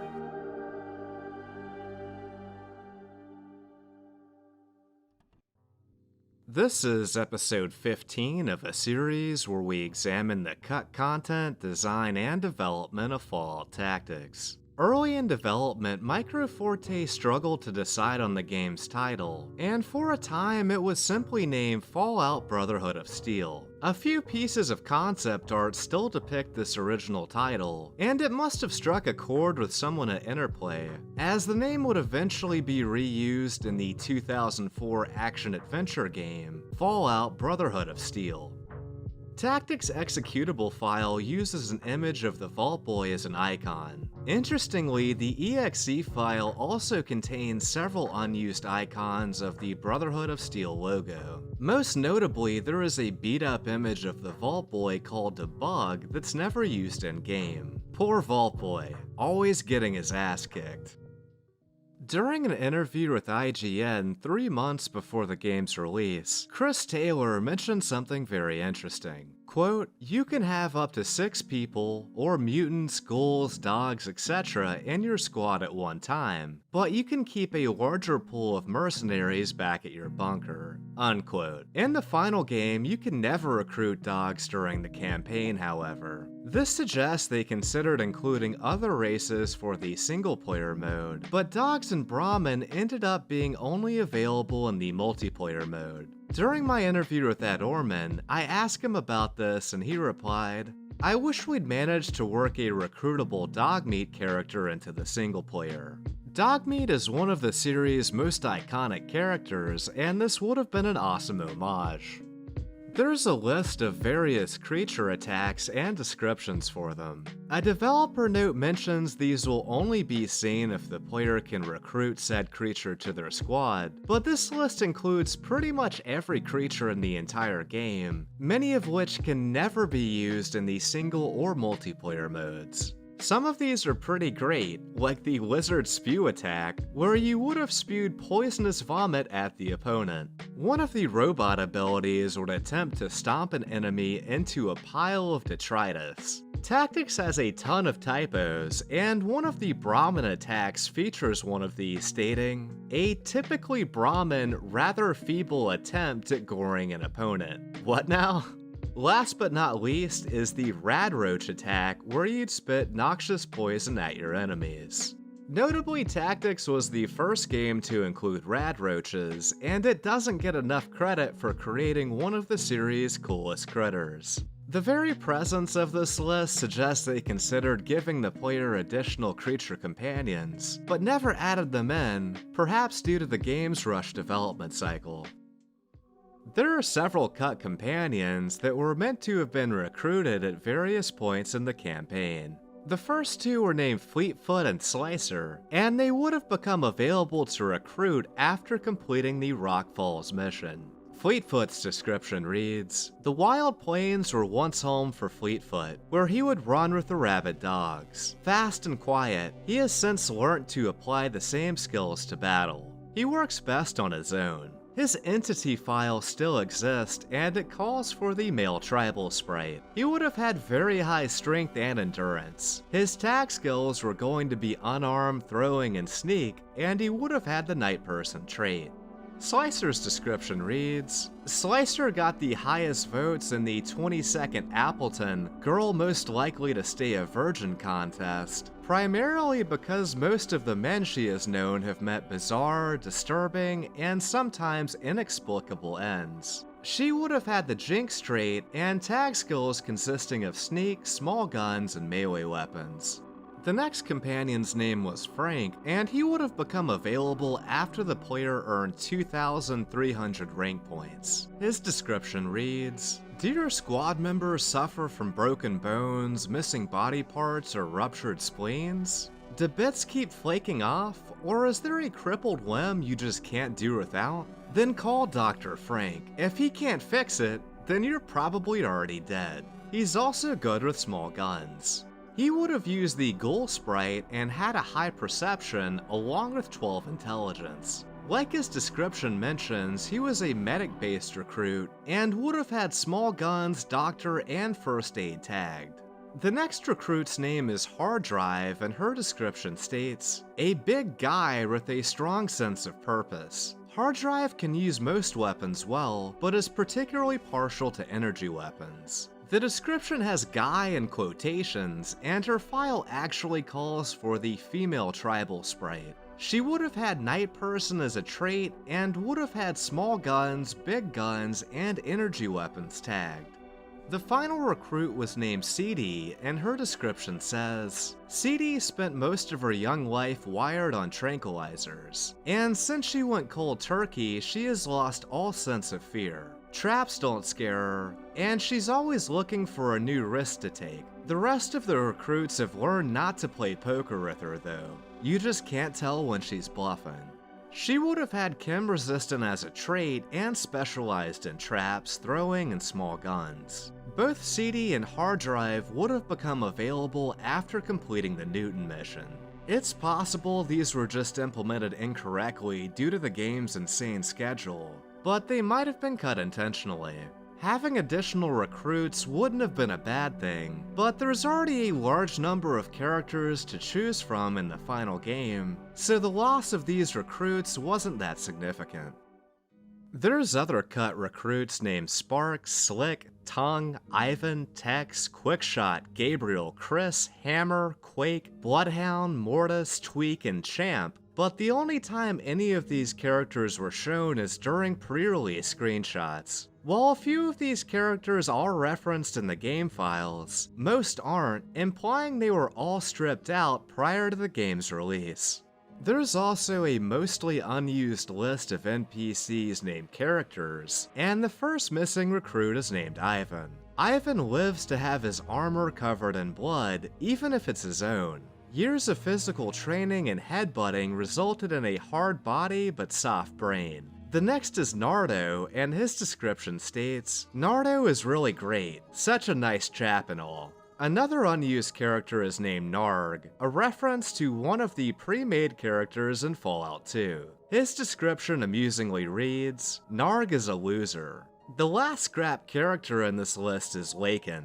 Lakin's time was spent sneaking around the camp and stealing his adversary's prized possessions. A born thief that shows his soft side with his healing skills. This name might be a reference to senior 3D artist Lakin Shoebridge. When I researched him, I found what might be one of the greatest answers in any Fallout interview ever. What's your favorite Fallout memory? After a week of animating deaths, I rather gleefully turned to the senior in charge of me to show him the Ghoul Explode death. Look on his face was a mix of mostly shock and fear. He immediately took me off violent animations and had me do walk cycles for a week. I suspect these characters were intended for the tutorial missions, as the one NPC in this list that actually appears in-game is named Rex, a character who only appears in a training level.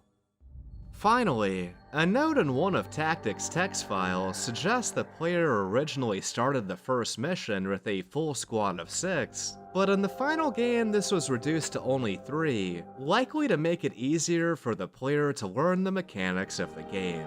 Some of these changes, particularly having more creature companions, would have made Fallout Tactics into an even better game. Ultimately though, all of this was left on the cutting room floor. This is episode 16 of a series where we examine the cut content, design, and development of Fallout Tactics. One of the team's final major milestones during development was to make demos for both the single-player and multiplayer game modes. In December of 2000, 3 months before Tactics' release, Microforte dropped the single-player demo that includes 2 missions that strangely aren't a part of the main game, named Dirt Haven and the Devil's Graveyard. There's a link below in the description if you want to check them out, but fair warning, the only way I could get them to install was to use compatibility mode for Windows 95. Devil's Graveyard is particularly interesting, as it's the only mission in the entire game that takes place in Chicago, a location that's otherwise only mentioned in dialogue and shown in the intro cinematic. These levels also provide a fascinating look at the game's development, as many elements of the UI are significantly different from the final release. These aren't just low-effort demo missions either. They feature fully voiced dialogue from several voice actors and multiple objectives. The story is centered around a gang of marauders led by a raider named Gargantua, which is such a fucking awesome name. That's far enough! I knew I smelled brotherhood in the air. I've been studying up on you military types since I first heard you were sniffing around this region. But I gotta tell you, I ain't impressed!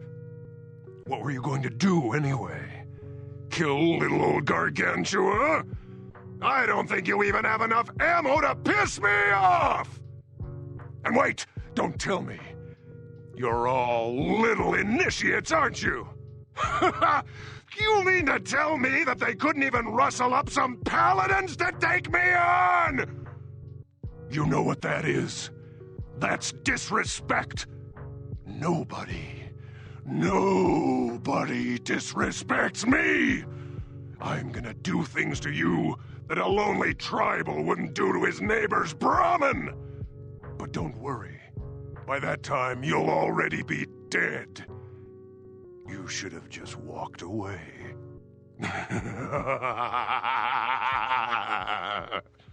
Aspects of the levels were reused for the tutorial missions, but most of these levels, including the voice lines, were sadly scrapped. Creating these levels must have taken a tremendous amount of effort in an already rushed development cycle, and I can't figure out why these weren't implemented into the final game. Despite not being present in the actual game, these missions are ironically still referenced in Tactics. Producer Tony Oakton commented on the demo's development, stating, "Having a short development cycle and clearly defined milestones certainly helped us to focus, to say the least. E3 was our first deadline, and we were due to demonstrate a working multiplayer version of the game. This was a major achievement for us. It also provided a great boost to everyone's morale. During this time, we did drift a bit until we were due to deliver our first single-player demo. It was obvious at this point, in a space of about 3 months, things had gone wrong, and we concluded that we would not be able to get the game finished by October.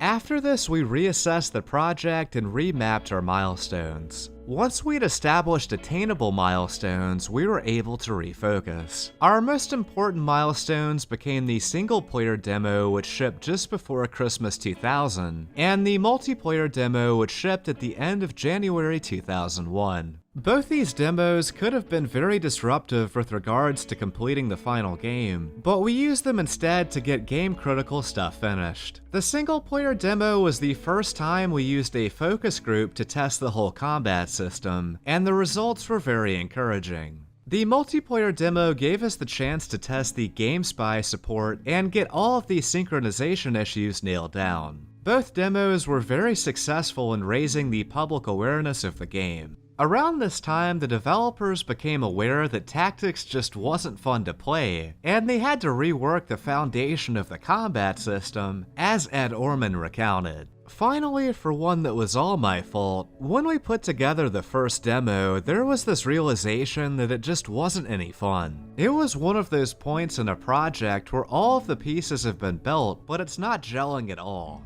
We had a series of very intense meetings. In particular, I remember essentially redesigning the tactical combat with Carl, and got back on track. As Ed mentioned, major revisions were made to nearly every script in January of 2001. It wasn't just combat that was reworked though, but some levels were also far too complex and had to be simplified. Some levels are already labyrinthian in the final game, so I can only imagine just how confusing some of these must have been. Designer Gareth Davies expanded on this part of development, stating, "The team we had for tactics was nothing short of spectacular. We had more than enough enthusiasm to make up for our inexperience, and I never ceased to be amazed at some of the work that was done. I specifically remember being assigned the dubious duty of getting a level created by one of our other designers. It had been built with so much complexity and intricacy that it was like some kind of isometric Escher mindfuck, and too much for a player to face up to." After beating the demo, you're rewarded with some nostalgic late 90s advertisements. The first congratulates you for completing the demo and urges you to buy the game in spring of 2001. The second image promotes a company called Falcon Northwest that assembles high-end computers. The style of these images is fantastic and makes me long for the simpler time they came from. Comparing the item description file from Tactics to the demo reveals some interesting differences. In the final game, the baseball bat weapon is called a slugger, but it was originally named the Louisville Slugger. The water gun was originally called Super Soaker. The Cat's Paw item description in the final game is an issue of Cat's Paw magazine, but that was altered from issue number 4 of the Famous Weapons magazine. Really good article on handguns. On top of being cut from the actual release, the single-player demos also feature some interesting cut content. In the Dirt Haven mission, the player can find an item called Brahmin Horn, and its description reads, "Said to be a powerful aphrodisiac." Concept art reinforces the fact that it was an aphrodisiac, but it's difficult to speculate where this item could have been used. Maybe in one of the cut missions we covered in a previous episode. There's another item called Cockroach Guts that appears in the Devil's Playground, and its description reads, "Useful in the treatment of radiation poisoning. Tastes like chicken, but it sure don't feel like it." Despite that it has no effect and can't be consumed, but its concept art also suggests it was originally meant to heal radiation damage. There's some similar creature-based cut items in the final release, like the giant rat pelt, which still has an icon and a description that states, "This is the dried and cured hide of an enormous rodent. Very warm." There's also an item called Scorpion Tail, which may or may not be used. In multiple playthroughs, I've never come across one, but it's possible it's just extremely rare. There's a similar, nearly unattainable item called Komodo Pelt that can only be found during the Komodo Man encounter, which is an homage to Steve Irwin. During the encounter, Komodo Man is almost immediately killed by a Komodo dragon, but if you kill the Komodo dragon and then attack the NPC, it'll draw him to the edge of the fence. Killing him doesn't help as you can't loot his body due to the fence being in the way, but you can pickpocket him. It's extremely difficult to pull off as he has high perception and is looking right at you as you rob him, but if you have a high enough steal skill, it is possible. Its description interestingly mentions, "This is the dried and cured hide of the Komodo, used in the creation of leather armor." Throughout this series, we've seen multiple references to some kind of cut crafting system, like Xander Root and Brock Flower, and a crafting system could have been a great addition. While getting footage for this, I noticed a really strange design element, where you can see an NPC's attacks in the inventory menu. I'm not sure why this was added considering it provides little to no purpose, but it's a cool detail regardless. It's likely these creature-based items were all cut, or in the case of the Komodo Pelt, essentially cut, because there's bizarrely no option to make actors spawn items on Death and Tactics Engine. Entities have to be carrying items in their inventory already, and if the developers did that, the player could potentially pickpocket rat pelts and Brahmin horns off of living creatures, which would have been really funny, but also very, very dumb. Some of these changes, particularly adding the almost entirely forgotten demo missions to the final release, would have made Tactics into an even better game. Ultimately though, all of this was left on the cutting room floor. This is episode 17 of a series where we examine the cut content, design, and development of Fallout Tactics. Outside of bounds of the Cheyenne Mountain mission, there are 6 robots who were intended to be part of an ambush, but the triggers for this special attack were never implemented. Despite being invisible in-game, these enemies can actually attack you in turn-based mode in some circumstances, as they were never disabled. Stealth Boys appeared in the first 2 games, but are noticeably missing from Tactics. They are referenced in the game files though, and the cut item still has unique icons and a description. I really like their artistic take on the item, and it would have made stealth more viable, so it's too bad they didn't have time to add it in. Special encounters are numbered internally 1 through 26, but the 13th file is noticeably missing. At first I thought it might have been skipped for superstition, but the number 13 appears many other times throughout the game files, so it seems this was cut for an unknown reason. Unfortunately, the folder its assets would have appeared in are missing, so this unique encounter will always remain a mystery. Regular random encounters have some cut content as well. One random encounter involving 2 slavers has a note mentioning they wanted to add citizen slaves, but they never had a chance to put them in. Another encounter involving moonshiners states they intended to add a still and piles of booze, another idea they never got around to implementing.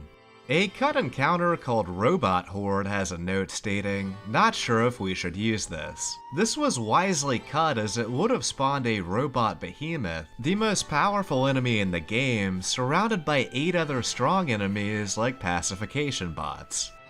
The images for aim shots suggest there's a cut turret enemy, as the laser turret and auto turret are named Turret 1 and Turret 3, with Turret 2 notably missing.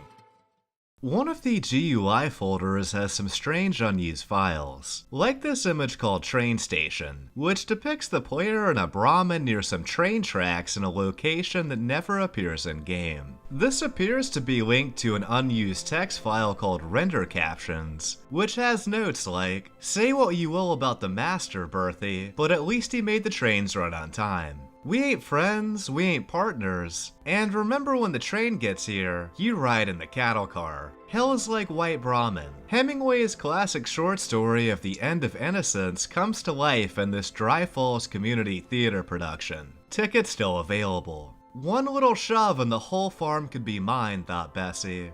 I told you to stop following me, but Ed's words meant nothing to the stupid human. Take the A train to the 43rd and Broadway. Look for the man with 2 wooden legs. Where do you get these instructions anyway? Run out of yet one more town. Cletus and his wife-to-be wait for the train, both hoping it would take them somewhere with greener pastures and more open-minded neighbors. Damn it, Cal. You bring me here every day, and for what? Nothing. There is no train. There's no train, Cal. And stop looking at me like that. Their attempts to flee by rail thwarted, the last one-headed cow in the continental United States and her human companion, Pucky Boy, are caught in the paralyzation beam of the Zeta Reticulum mothership and abducted. Warrior, tell me about the rabbits, George. Brahmin. God damn it, if I have to tell you one more time about the stupid rabbits, I'll just snap.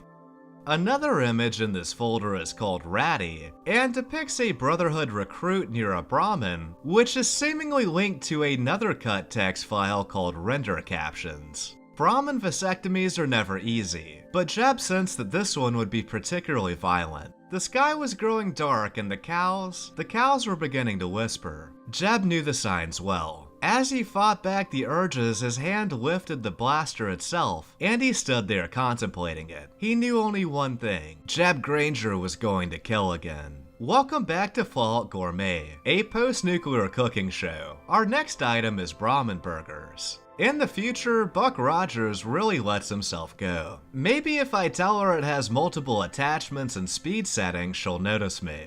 After several tries, John realizes that it is a Brahmin bull, and therefore cannot use his new inseminator 15-1200. Shoot it and it'll die, they said. You don't need more than one shot, they said. Here we see the ferocious wasteland rhino. Instead of trying to capture a glance at this elusive creature, I've decided to reduce it to a puddle of smoking goo with my trusty plasma rifle. Crikey, this is going to be messy. You can tell you're a redneck if you hunt domesticated Brahmin with an energy weapon. Perhaps these were intended to be some sort of Easter egg credit sequence, but it was never finished, and instead these strange files are left forever unused. While Mark Morgan's music defined the aesthetic of the first 2 games, Einon Zor's compositions have redefined the soundscape of modern Fallout. His work on Fallout 3, 4, and New Vegas was transcendent, but his work on the series actually began on Tactics to little fanfare, as he revealed during an interview. I scored Fallout Tactics in 1999, which was my first introduction to the world of Fallout. I remember this experience was a major highlight in my career at the time. This was before Bethesda invited me to score Fallout 3. I was given the opportunity to create a really original sound on Fallout Tactics. In many ways, it was the birthplace of the modern Fallout sound, featuring sampled tools and everyday items, employing non-musical instruments as instruments, as well as human voices inside this palette. I cannot imagine any of the new Fallout scores that have not in some way been influenced by my score for Fallout Tactics. I really fell in love with this kind of musical concept, which is totally different from other games. It's totally mood-driven, rather than thematic or rhythmically driven. The music is basically trying to cater to a certain mood, while not using much of what you'd really expect from a regular score. It's a little different. We tried to find any aspect of music that wasn't conventional. I had people screaming and shouting in the studio. I had people banging on some chairs, the floor, all kinds of really weird things. Basically, the outcome was a very interesting score which was not so friendly for listening to it by itself, but it worked pretty well within the game. Some of these changes, like more fleshed out random encounters and stealth boys, would have made Fallout Tactics into an even better game. Ultimately though, all of this was left on the cutting room floor. Hey, what's up guys? I have a very special video for you today. Ivan Biram was a designer on Microforte's cult classic, Fallout Tactics. Now, nearly 20 years after its release, I had the opportunity to interview him about the game's development, design, and legacy. To begin, I ask Ivan when he joined Microforte and about his responsibilities on the project. I wasn't there from the beginning. I was on the project until its end for I think a bit over a year. It was probably in development for around 3 to 4 months when I arrived in early 2000. The project was still in early development, with the design doc still being written, and mostly a tech demo for the game showing off the tile-based 2D engine. I was hired as a level designer for the project, along with one other, Damian Meyer. Actually, I had moved down to Canberra from Sydney to enroll in the AIE, 3D Animation College, so as to become a 3D artist. Though enrolled, I was also encouraged by John D. Margaretti to also apply with Microforte as they were looking for level designers. I applied and got the job, and did that instead of studying. Getting back on track, I was primarily a level designer on the project. However, I also contributed to game design and am listed as a game designer in the credits. Fault Tactics was planned to be developed in a short 12 months. However, the inexperienced dev team needed to create both a vast single-player campaign and various multiplayer modes while working with a new engine. On top of this, they had to appease the existing Fallout fanbase and an external publisher in Interplay. As a result, it would take 15 months before its release in March of 2001. So I asked Ivan about his experience during development. For a long time on the project, there was a misconception of what the game actually was. Many on the team thought they were in effect making Fallout 3, not understanding that we were creating a squad-based tactical game with RPG elements set in the Fallout universe. This caused a number of issues during the game's production, and were not always stemming from the developer side of the development table. There were features that may have worked well in Fallout, the turn-based RPG, that did not work in Fallout Tactics, the real-time / turn-based tactics game. For example, Fallout had random encounter maps that more or less worked for Fallout the RPG. However, they did not work at all in Fallout Tactics due to the inherent difference in gameplay that required more maps to facilitate tactical play. We were contractually obligated to create and include them in the game. I was unaware of their inclusion until we were asked to create them near the end of the project. To be frank, I was somewhat difficult about them and basically refused to work on them. I tried to make the point, likely poorly, to the team that these would actually add nothing to the overall quality of the gaming experience, but would actually detract from it. And our limited development time and resources would have been better spent elsewhere. To put it simply, I was unsuccessful regarding this, and to be honest, maybe fans of the game really liked the random encounter maps and I was wrong. But in my opinion, we were better off cutting these from the game. And to be fair to the team, I believe it was 14 Degrees East plus Interplay that still wanted these in the game and didn't want to budge on this, even though we had gone past our 12-month deadline. Regardless, things clarified for the team regarding what kind of project we were creating when we were in essence given a deadline to clarify to the publisher that we could deliver the game we were contracted to deliver.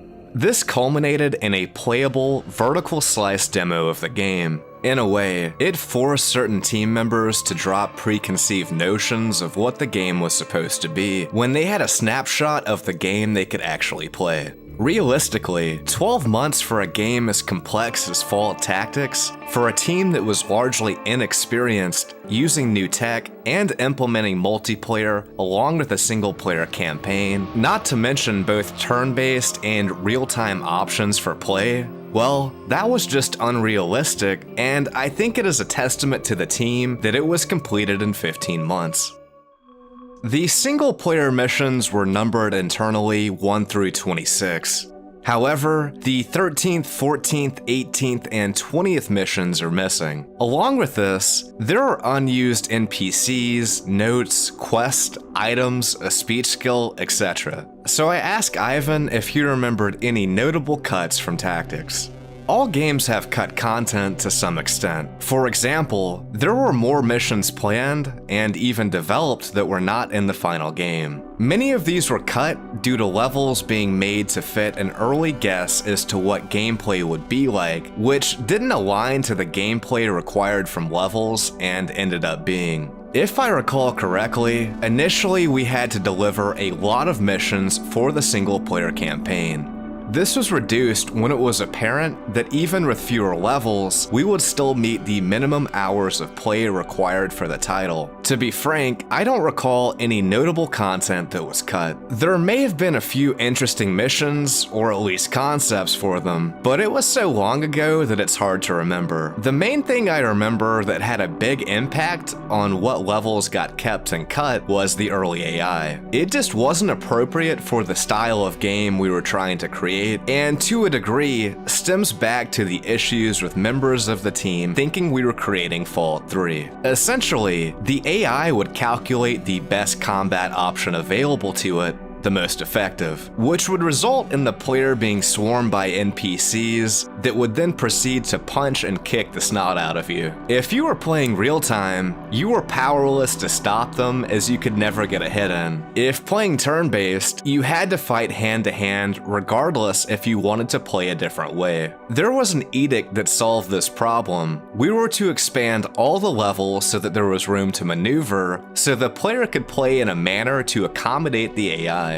So many levels were made to accommodate AI that just wasn't appropriate for the game, due to lack of clarity in the game we were developing. Again, citing my own stubbornness, when asked to make the necessary changes to accommodate the AI at the time, I basically ignored the request, whereas others did not. When things came to their logical conclusion, fix the gameplay AI or risk the project being canned, well, many of the modified maps were just cut rather than fixed, / rolled back to an earlier state where they were better suited for tactical combat. And once gameplay had been achieved, it became apparent that missions would play for longer than first imagined, and we had too many maps anyway. All of the levels I worked on ended up in the game. Something else that comes to mind that really isn't cut content is the E3 map. It was the first multiplayer map for the game. Actually, the first completed map for the game that was shown at E3 2000, I think. I, the other level designer Damian Meyer, and the lead designer Ed Orman worked on parts of the map. I then did an all-nighter to work on it more and polish it for the event. It was an important milestone for the game as it was the first time you could play the game, albeit via local multiplayer. Unfortunately, there were changes made to the engine, which meant that the completed map could no longer be opened in the final version of the game. So not really cut, just lost via the course of development. I know this is not what you're asking about, but trying to remember everything that was cut is difficult. For me, it is remembering the content that I think would have been really cool, but due to budget limitations, was quickly dropped. For example, I wanted the rad roaches to be able to go up walls. I think it would have been really cool for the player to be exploring a town, see a rad roach appear from behind it, scurry along up the wall and onto the top of a building and out of sight. However, this required more by way of art and code to achieve and was quickly determined to be unfeasible. Next, I ask if working on tactics changed his approach to game design. I'm not sure it changed my approach to game design, as I had no professional experience as a game designer prior to this, just hobby. I think it made me realize certain things, like how games are made up of finite objects, and if you want to get a game created that has a lot of content, you need to take a modular approach, along with making sure that your development team has the tools they need to get the job done. The level editor was a great tool to have and work with on the project. It also made me realize that game design as a profession, at least not at the time, was not as highly valued as others. Even something more practical and technically oriented as level design was an afterthought and usually given to existing members of the art and QA teams instead of actual designers hired for the role. Overall, working on the project was a great first project to have under your belt. There were very few such titles like this being worked on in Australia at the time. Fault Tactics was a very complex game with a lot of areas of game design that you wouldn't have been exposed to if you had worked on another title being developed in Australia at the time. Single and multiplayer gameplay, complex levels that had to facilitate tactical gameplay, along with mission story requirements, including dialogue. The project gave me the opportunity to try my hand at a bit of everything when it came to game design. After Tactics went gold, much of the dev team was laid off. While this is an unfortunately common practice in the video game industry, it was handled very poorly from what I understand. So I inquired with Ivan about it. Well, I don't think these things are ever well handled, and I think many on the team were inexperienced and naive, without trying to make them out as being wrong here. But we had worked on a high-profile title of a complexity that not many had worked on in Australia. It was also fairly well received / rated. I think they just thought that their jobs were secure and that there was no way that the publisher was not going to do Fault Tactics 2. And even if they don't, why would Microforte lay them off? However, Microforte was actually 2 studios, one in Canberra having just completed a game for an established license, and another in Sydney, working on an original IP MMO with innovative server technology called Big World that the company was betting on being their future. There were layoffs at both studios, however, the vast majority were at Canberra. Personally, it came as little surprise to me. Not saying it was not a difficult time for me, but I realized that Fault Tactics 2 was not going forward months prior when I heard the direction for the game. There were a lot of other factors relating to things I had heard regarding our relationship with the publisher, but the planned direction and pitch for the sequel to me was kind of the nail in the coffin. I actually posted a message to the entire team informing them that once the project was over with, that they would be out of a job and should start looking for one now, which basically made me very unpopular with the entire team, not just my bosses. I guess if anything, I think things could have been handled with a bit more honesty, as many on the team were not expecting to be out of a job after having successfully shipped a high-profile title. Again, there was a degree of naivety of what to expect, as for many this was their first job in the industry. It may not have changed their situation at all in the end, but at least it would have been less of a shock to them, as many felt betrayed. Nearing the end of our interview, I asked Ivan if he had any standout memories from the game's development. It's more of a hindsight thing for me, considering how long it's been, 19 years. I really didn't realize the opportunity Fault Tactics was at the time, and why I was lucky to work on it as my first project. I guess the real standout for me occurred when I revisited the project many years later, and actually looked at all the levels for the game.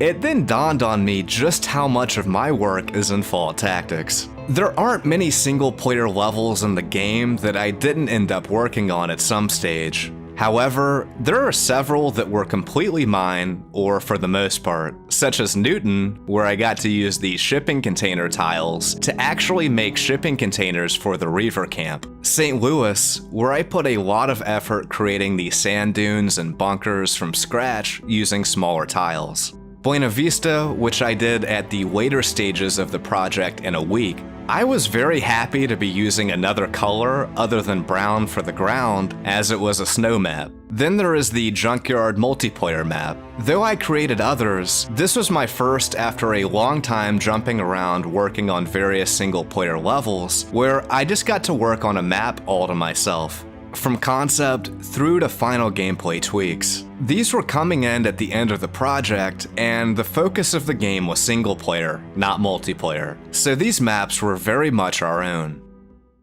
Finally, I asked Ivan what it was like to work on Fault Tactics and the Fallout series. It's a pity that it isn't really seen as a Fallout game like Fallout 1 and 2 are, that it's not really canon. Fallout was not a game I played, and Fallout 2 I played briefly as research for Fallout Tactics. But since then, 3 and 4 have come out along with New Vegas and all the DLCs. I wasn't a Fallout fan going into the development of Fallout Tactics, actually quite ignorant of Fallout and its fandom, but I'd have to say that I am one now. It is a shame that Tactics isn't considered canon or typically mentioned alongside the other titles. Despite that, its unique blend of Fallout's post-apocalyptic world and turn-based / real-time tactical combat will always remain a highlight in the series to me. I have to give a huge thanks to Ivan Biram for making this episode possible.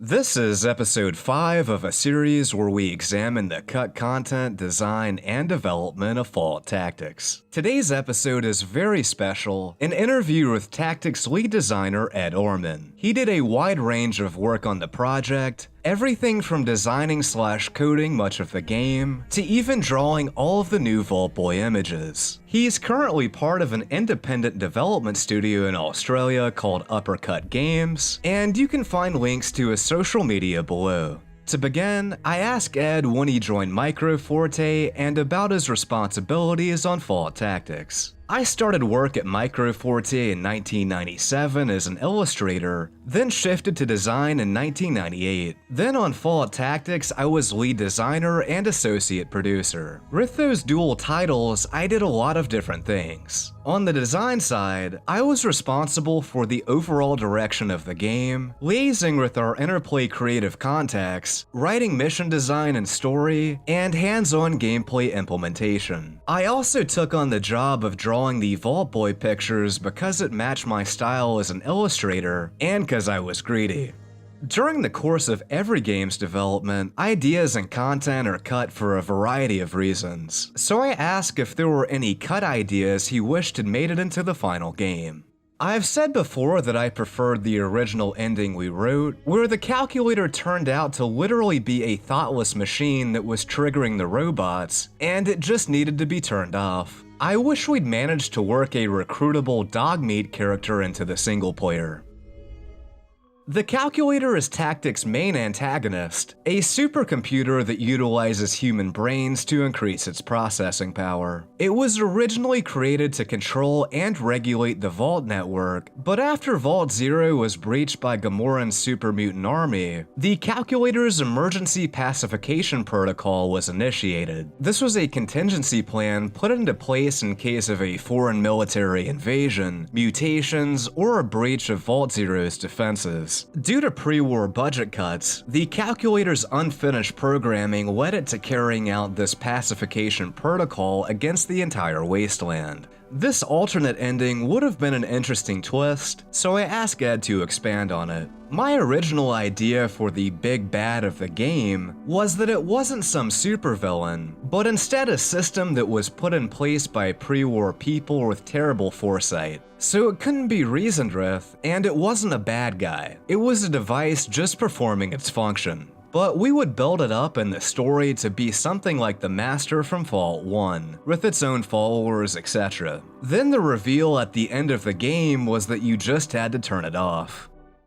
The single-player missions were numbered internally 1 through 26, but the 13th, 14th, 18th, and 20th missions are missing. Several of these revolved around the Reavers, a faction of technology-worshipping raiders that feels underdeveloped in the final game. They first appear in the Junction City mission and attack the settlement to retrieve the parts of a destroyed robot. They then appear in the Newton mission and have nearly been annihilated by the calculator. After that, the Reavers are essentially disbanded and put into labor camps or set free. Intrigued, I asked Ed if he remembered anything about these cut missions. Not really, smiley face. The Reavers were meant to be similar to the Raiders, but with a bit more knowledge of technology. I'm almost certain their role was cut down for production reasons, but it might also not have helped that their story was underdeveloped. There's references to multiple cut vehicles in the game files, and early images even depicted vehicle combat. Further, there's relatively few missions that even allow the use of vehicles in the final game. So I asked Ed if vehicles were once planned to be a more major aspect of Tactics gameplay. I don't know about major, but we did intend them to have a larger role, yes. The reality was that they had a number of production and gameplay issues. We had a hard time balancing their use tactically. The sprite engine wasn't really great at handling sprites of that size, or movement at speed, and real vehicles don't turn on a dime as our characters did, so they always looked a bit janky. The memory footprint of them was enormous compared to a combatant on foot. Looking back, I don't think the game even really needed vehicles, but that was part of the problem of my approach to design at the time, which I'll get into below. Tactics had one of the most brutal development cycles I've ever heard of. It was a massive game that had both a single-player campaign and online multiplayer modes, but it was made by a small, inexperienced team who were working on an IP that was new to them in a new engine, and they were only given 15 months to complete it. They were then only given a few weeks for QA, a ridiculously short amount of time for an RPG, leading to the final game having a notable number of bugs. The more I researched, the more I got behind a narrative that Interplay in some ways sabotaged Tactics development, and I asked Ed about it. No, I think the people at Interplay were doing their best to make sure the game succeeded. They were under a whole different set of business pressures, not all of which we were privy to. After Tactics went gold, Interplay revealed they weren't interested in producing a sequel. Microforte then went all in on their MMO server technology called Big World, and laid off nearly the entire team that made Tactics. From what I've been able to gather, these layoffs happened several days before Tactics even released. Layoffs are unfortunately common in the industry at the end of a game's development, but I ask if this was handled as terribly as it sounds. The reality was that without the contract to continue, Microforte didn't have the money to support the dev team. That happens in game development, and I believe couldn't have been avoided. More because of where Interplay was at than Microforte. So that made it feel extra terrible, knowing that our team had done a great job on Tactics, but it didn't matter. But the layoffs themselves were handled awfully, insensitively, for the people being let go. They were forced to all sit in a meeting with everyone who wasn't being laid off, and then hear a pep talk about how everything would work out for the people who still had jobs. At some point prior to Tactics' release, work began on a sequel, but it was unfortunately later cancelled. The team was poised to make a great follow-up, considering the experience of the first game and more knowledge of the Fallout IP under their belt. Ivan Biram mentioned that Microforte was working internally on a 3D engine, while concept artist Tariq Rahim made multiple pieces of concept art depicting a mutated alligator enemy. So I asked Ed if he remembered any ideas the team had for Fallout Tactics 2. I remember that Tony Oakton came up with a terrific new big bad for the sequel, based on mutated intelligent plants. I really liked that idea, and the way we were going to build them up over the course of another campaign. The alligator was probably because we were pushing towards swamps as a new environment. I think we planned the campaign to be shorter and more focused. Definitely heavier on the tactics, less on the story, although it would still be the backbone of the campaign. Pretty sure we would have ditched random encounters. The 3D engine was indeed in the works. I believe programmer Peter Wake was pushing for something like it even during Tactics development. One obstacle was our production pipeline wasn't set up for low poly, but the end result looked terrific, and let us make use of some graphics acceleration and lighting that we couldn't do with sprites. My memory is fuzzy, but I do think that if we could have secured funding, it would have been a good direction to go in. I wish there was footage of it.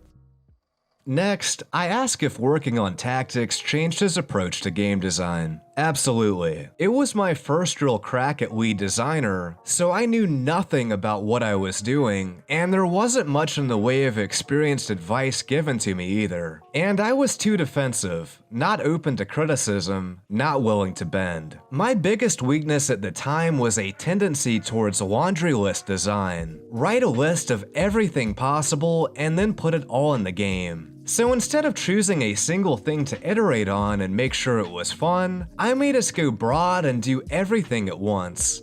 I also felt I had a lot to prove. If the previous Fallout games had a feature, then we needed to have it too and do it better, and then have more things on top, like vehicles. I didn't know how to pick my battles or focus on what mattered. The result of all of that was a lack of focus and a lot of wasted work. We could have done less with more and turned out a more polished product. Then I asked if he had any standout memories from the game's development. Too many, really. That team went through development hell and layoff hell, but I still remember that time very fondly. A great group of people driven to do their best. I do remember learning about the Gold Masters, the final physical version of the final game used to make all copies, and having our Interplay producer just yell at the manufacturers to press the fucking button and get it out the door. Nearing the end of our interview, I asked if he had any advice for aspiring game developers. Seek out advice from other designers, read articles and books, play a variety of games, video, board, card, etc., and put what you learn into practice. Make something in an existing game engine, a level, a character, or a whole minigame. Finally, I ask what projects he's currently working on. I don't have anything I can discuss, so instead I'll give a shout out to Broken Roads. It's an Australian post-apocalyptic strategic turn-based game, very much in the vein of the old Fallouts, and I'm looking forward to it a lot. Check out their Steam page and give them a wish list if that sounds like your kind of thing. Broken Roads is currently slated to release sometime next year and looks amazing, so if you want to check it out, I've left some links below. Huge thanks to Ed Orman for the interview, and thank you so much for watching. Have an awesome day, guys. Long before Fallout 76, Microforte introduced multiplayer into our favorite post-apocalyptic universe. However, the original servers for the game are no longer available, and unfortunately not many fans have had the opportunity to play Tactics online. But in today's episode, I'm sharing a quick guide to setting it up for yourself. If you're running Tactics on a modern system for the first time, you're probably going to get a crash error right away. To fix that, open the game in windowed mode, then go to Settings, Display, click Default, Done, and exit. Now you should be able to launch the game normally. If you have the Steam version, you'll need to remove the folder from the Steam folder and move it into a different location. If you have the GOG or disc version, I believe you can skip this step, but I've only tried it on the Steam release. Now you need to download the Game Ranger client, and there's a link to that below. After installing it, you need to make a firewall exception for Game Ranger, then launch the program. From here you can host a game, have your friends join in, and you're good to go. Now you can set up the match, choosing between 4 multiplayer modes, which map to play them on, recruit your team, and then fight to the death. Finding other people can be a challenge given the game is over 20 years old now, but there are a few people who play on my Discord, and I'll link that below in the comments section as well. That's all for this episode. As always, thank you so much for watching and have an awesome day, guys. American Army is fighting for 1941, a date which will live. Note that the first atomic bomb was dropped on Hiroshima. Fallout Tactics is an isometric, squad-based tactical game developed by Microforte and published by Interplay's 14 Degree East division. The series' first spin-off title was a complete departure from Fallout 1 and 2 in terms of tone and gameplay, featuring a unique blend of turn-based / real-time combat that drew inspiration from games like Jagged Alliance 2 and XCOM. Even before the game's release in March of 2001, the developers began work on its doomed sequel. This is the development and demise of Fallout Tactics 2.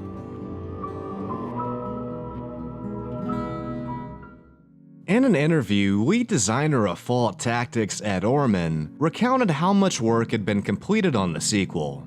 I don't know if there were plans officially, but if I recall correctly, we, Microforte, had documents outlining an entire new campaign, a new enemy type. I think it was producer Tony Oakton that came up with an awesome idea for a baddie, a description of the opening cutscene, possibly even staffing plans. It was reasonably advanced before I resigned. Images of the enemy he's referencing were never released, but one piece of leaked concept art depicts a mutated crocodile. This was a great creature concept that would eventually make its way into the Fallout universe when the Gator Claw was introduced in one of Fallout 4's DLCs. The late great concept artist Tariq Rahim, who made most of Tactics concept art, drew 2 additional pieces as well. Tantalizingly, this image shows them in a more humanoid form and even wearing clothes, suggesting they had acquired some degree of intelligence. I've heard speculation that the game would have taken place in post-apocalyptic Florida, but I've never been able to confirm this rumor even after asking several of the developers. I think this speculation arose because crocodiles in the US are typically only found there. During my interview with Ed Orman, I also asked him about Tactics 2. I remember that Tony Oakton came up with a terrific new big bad for the sequel, based on mutated intelligent plants. I really liked that idea, and the way that we were going to build them up over the course of another campaign. The crocodile was probably because we were pushing towards swamps as a new environment. I think we planned the campaign to be shorter and more focused, definitely heavier on the tactics, less on the story, although it would still be the backbone of the campaign. Pretty sure we would have ditched random encounters. The mention of no random encounters is particularly interesting, as random encounters on the world map were easily one of the worst aspects of the first game. Gareth Davies, who worked as both an artist and level designer during Fallout Tactics development, detailed the campaign's premise even further in a forum post. The basic premise was that a Gek had been irradiated, and so the Garden of Eden it created was full of mutant plants and fungi. Day of the Triffids, Doctor Who, and the Seeds of Doom, probably my favorite episode, and the good old sci-fi standard of radiation equals giant monsters were the big influences. My favorite aspect of the theme was the idea that you essentially have nature doing its thing and rapidly rejuvenating the desert waste, but those wacky humans feel the need to oppose it because they don't like the idea of becoming fertilizer. There was a lot of moral ambiguity to explore, so all in all, I think it was a pretty strong setting/narrative behind the game, especially compared to the first with its robots. Tactics was the first game in the series to not offer player dialogue options, and Gareth Davies even revealed one of the team's ideas for a random encounter related to this. My biggest regret about Fallout Tactics 2 getting canned was the fact we didn't get to unleash the dialogue tree secret encounter upon the world. Quote, "You see the dialogue tree. Its brown, shriveled form obviously hasn't gotten the attention it deserves, but with love and care it would certainly live to bear sweet fruit once more." One of the main issues fans had with Tactics was its discontinuity of the established canon, but it's worth mentioning that the majority of the development team weren't familiar with the Fallout series. With additional knowledge of the franchise and being open to the criticisms of the first game, Micro Forte was poised to make what could have been a great sequel. In another post, Gareth Davies spoke on this point, stating, "One of the biggest resources I drew upon when working in a more significant role on the ill-fated Fallout Tactics 2 was varied treatises and comments from Fallout fans on what they felt constituted the Fallout universe. I was also lucky enough to have the original docs for Fallout on hand, and so between the original vision and a collective perception of that vision once realized, it painted a pretty clear picture. Likewise, criticisms of the Tactics game world were taken on board and mentally collated. Plus, we were very conscious of heeding Fallout canon as best we could, and providing more interesting tactical missions, rather than the run-and-gun focus of the first game. However, during my interview with level designer Ivan Biram, I asked him about Tactics 2, and his response made it sound like the sequel might have just been more of the same. I gotta say I don't remember much other than recalling it was pitched in the wrong direction. Essentially on clarifying the direction of Fallout Tactics, elements of the team wanted to clarify it further and just make it a squad-based tactics game. Essentially dumping all RPG elements and just making it a bunch of missions you get and go off to complete in linear fashion. In my opinion, it would have been Fallout only in name, and was not what Tactics 2 should have been. I do recall making a pitch to the team on what I thought Tactics 2 should be, and that Fallout Tactics needed to keep RPG aspects. It just needed to focus on those that worked with the tactical gameplay. But it was clear what direction it was heading in, and what would end up being pitched to the publishers. And from my perspective at the time, I did not see the publisher wanting to proceed with it, and were simply stating that they were interested until Fallout Tactics was finally completed. The fact that it did not go forward and all pretense dropped after Fallout Tactics shipped was no surprise to me and shouldn't have been to the rest of the team. However, of note was that we were internally working on a 3D engine that was a possibility for Fallout Tactics 2. So if there was a Fallout Tactics 2, it could have been 3D, making use of many of the Fallout Tactics assets as the sprites had all been rendered from 3D models, though needing to be converted to low poly variants. Alternatively, I also recall that since each tile in the game was rendered from 4 angles, that we would instead implement it so the game could be rotated so as to be viewed from 4 directions with the possibility of polygonal characters. Originally for Fallout Tactics, the team considered having polygonal characters for Fallout Tactics instead of using sprites, so this seemed a logical direction for the existing engine and team to go in. Intrigued by the possibility of a 3D engine, I also asked Ed Orman about it. The 3D engine was indeed in the works. I believe programmer Peter Wake was pushing for something like it even during Tactics development. One obstacle was our production pipeline wasn't set up for low poly, but the end result looked terrific, and let us make use of some graphics acceleration and lighting that we couldn't do with sprites. My memory is fuzzy, but I do think if we could have secured funding, it would have been a good direction to go in. I wish there was footage of it. Prior to the release of the first game, producer Tony Oakton also spoke about a potential sequel. For an expansion, I would want to see some new armor, maybe combat armor, new weapons, some new tile sets, and some new multiplayer games. Plus, of course, an entirely new story with new enemies for the Brotherhood of Steel to fight. If we did Tactics 2, then I think we would want to make some major changes, and we would have to think seriously about moving away from pre-rendered tiles and sprites.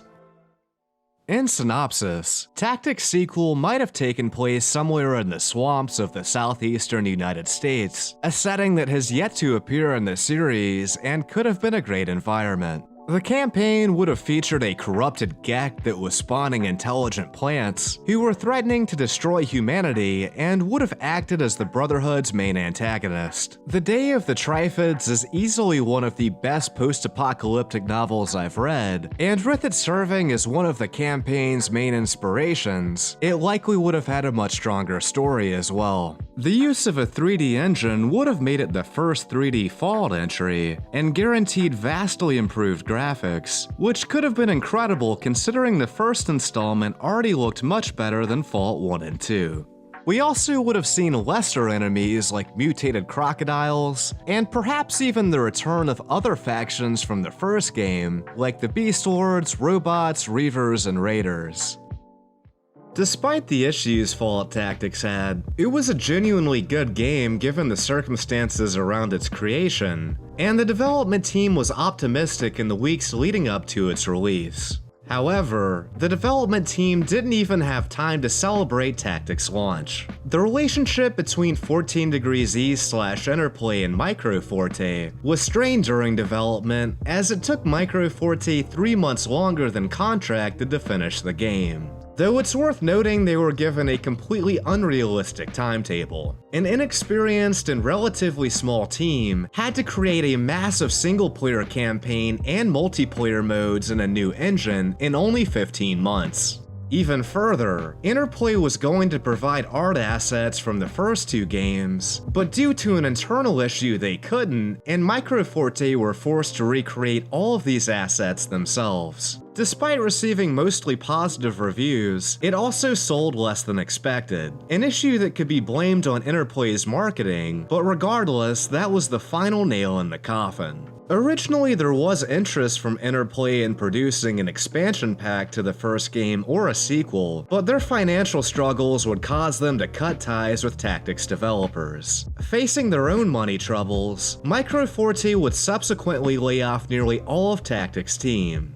During my interview with Ivan Biram, I also asked him about the layoffs. Well, I don't think these things are ever well handled, and I think many on the team were inexperienced and naive, without trying to make them out as being in the wrong here. But we had just worked on a high-profile title of a complexity that not many had worked on in Australia. It was also fairly well received / rated. I think they just thought that their jobs were secure and that no way was the publisher going to not do a Fallout Tactics 2. And even if they don't, why would Microforte lay them off? Having just completed a game for an established license and another in Sydney working on an original IP MMORPG with innovative server technology called Big World that the company was betting on as being their future. There were layoffs at both studios, however the majority were at Canberra. Personally, it came as a little surprise to me. Not saying it was not a difficult time for me, but I realized that Fallout Tactics 2 was not going forward months prior when I heard the direction for the game.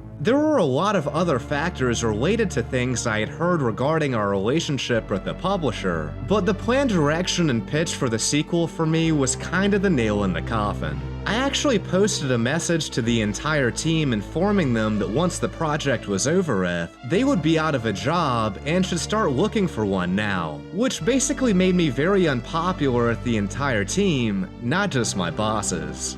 I guess if anything, I think that things could have been handled with a bit more honesty, as many on the team were not expecting to be out of a job after having successfully shipped a high-profile title. Again, there was a degree of naivety of what to expect, as for many this was their first job in the industry. It may not have changed their situation at all in the end, but at least it would have been less of a shock to them, as many felt betrayed. These layoffs happened not long after the game went gold on March 13, 2001, which was notably 2 days before Tactics actually released on March 15th. As Ivan mentioned, Microforte put all of their efforts into the Big World project, never published another notable title, and fell into obscurity. Surprisingly, this sad story doesn't end there though. In 1995, Interplay bought Shiny Entertainment, a development studio in California well known for titles like Earthworm Jim and MDK. After the release of Tactics, some team members were moved from 14 Degrees East to Shiny Entertainment, and one of those developers was Dan Levin. Dan Levin worked as both a designer and writer on Fallout Tactics, and at some point in 2001, he made his own pitch for a sequel. During my interview with him, I asked him about it. At one point, I moved from Interplay's 14 Degrees East to Shiny, also owned at the time by Interplay. Shiny was working on a Matrix title, and my little team was trying to get the green light on a few game ideas. We didn't succeed, and Shiny was sold with my team being disbanded. One of my team's ideas was continuing Fallout Tactics from the Barnaky ending, where his brain gets put inside the calculator. The Brotherhood does great from then on, but a lot is at the expense of ghouls and super mutants, who are put into forced labor and internment camps. Our opening cutscene was an embedded camera crew with Brotherhood forces, who were crushing a base of renegade super mutants and ghouls, resistance movement known as the MLA, Mutant Liberation Army. They find the nursery filled with young mutants and ghouls. You see a hand cover the camera lens as they are ordered to point the cameras down, followed by the whirl of miniguns and other weapons. So this time, the pretty fascist Brotherhood of Steel is the enemy.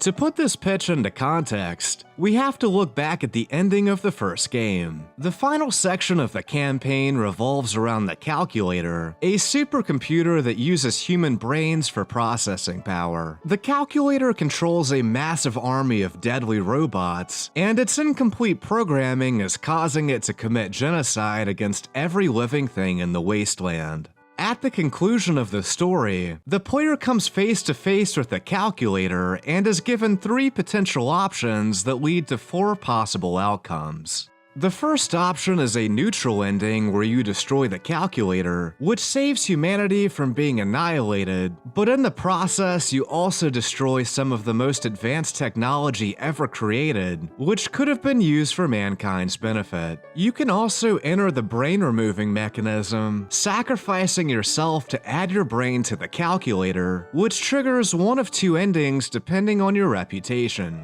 Regardless of reputation, the calculator uses its knowledge and resources to rescue the human race from the brink of oblivion, and the wasteland becomes a relative paradise. Finally, there's an evil ending that can be achieved if the player manages to save General Barnaky, one of the leaders of the Brotherhood's Eastern Chapter. If you saved him earlier in the campaign, you can convince General Barnaky to sacrifice himself and add his brain to the calculator. During this ending, the calculator is influenced by Barnaky's xenophobia of mutation, and it uses the Brotherhood and its robots to ruthlessly hunt down super mutants and other mutated beings. The mutants who surrender are placed in labor camps, while those who run or fight back are exterminated. In response, the surviving mutants and some humans join together to form the Mutant Liberation Army, a faction that uses guerrilla warfare to challenge the Brotherhood's overwhelming power, in hopes of liberating their mutated brethren from bondage. However, the Brotherhood's overwhelming force is driving them west towards the original Brotherhood of Steel, which would result in certain doom for the MLA. This is the ending that Shiny Entertainment's sequel would have considered canon, and it could have been an awesome premise for a campaign where the player joins up with the MLA to fight an evil Brotherhood of Steel. Micro Forte's mutated plant pitch still appeals to me more personally, but this could have been a really cool story regardless, with interesting themes to explore. This second attempt at a sequel also had the potential to be something special, but in 2002, Interplay sold Shiny Entertainment to Atari, putting an end to the spin-off series once and for all. To this point, Tactics remains as the last isometric turn-based game in the series, and considering the direction Bethesda has taken the IP, we'll likely never see another official entry in this vein. Both of Tactics' sequels could have improved upon the faults of the first game, and culminated in an amazing tactical RPG experience. Despite multiple attempts, Fallout Tactics 2 would never see the light of day, and ultimately, all of this was left on the cutting room floor.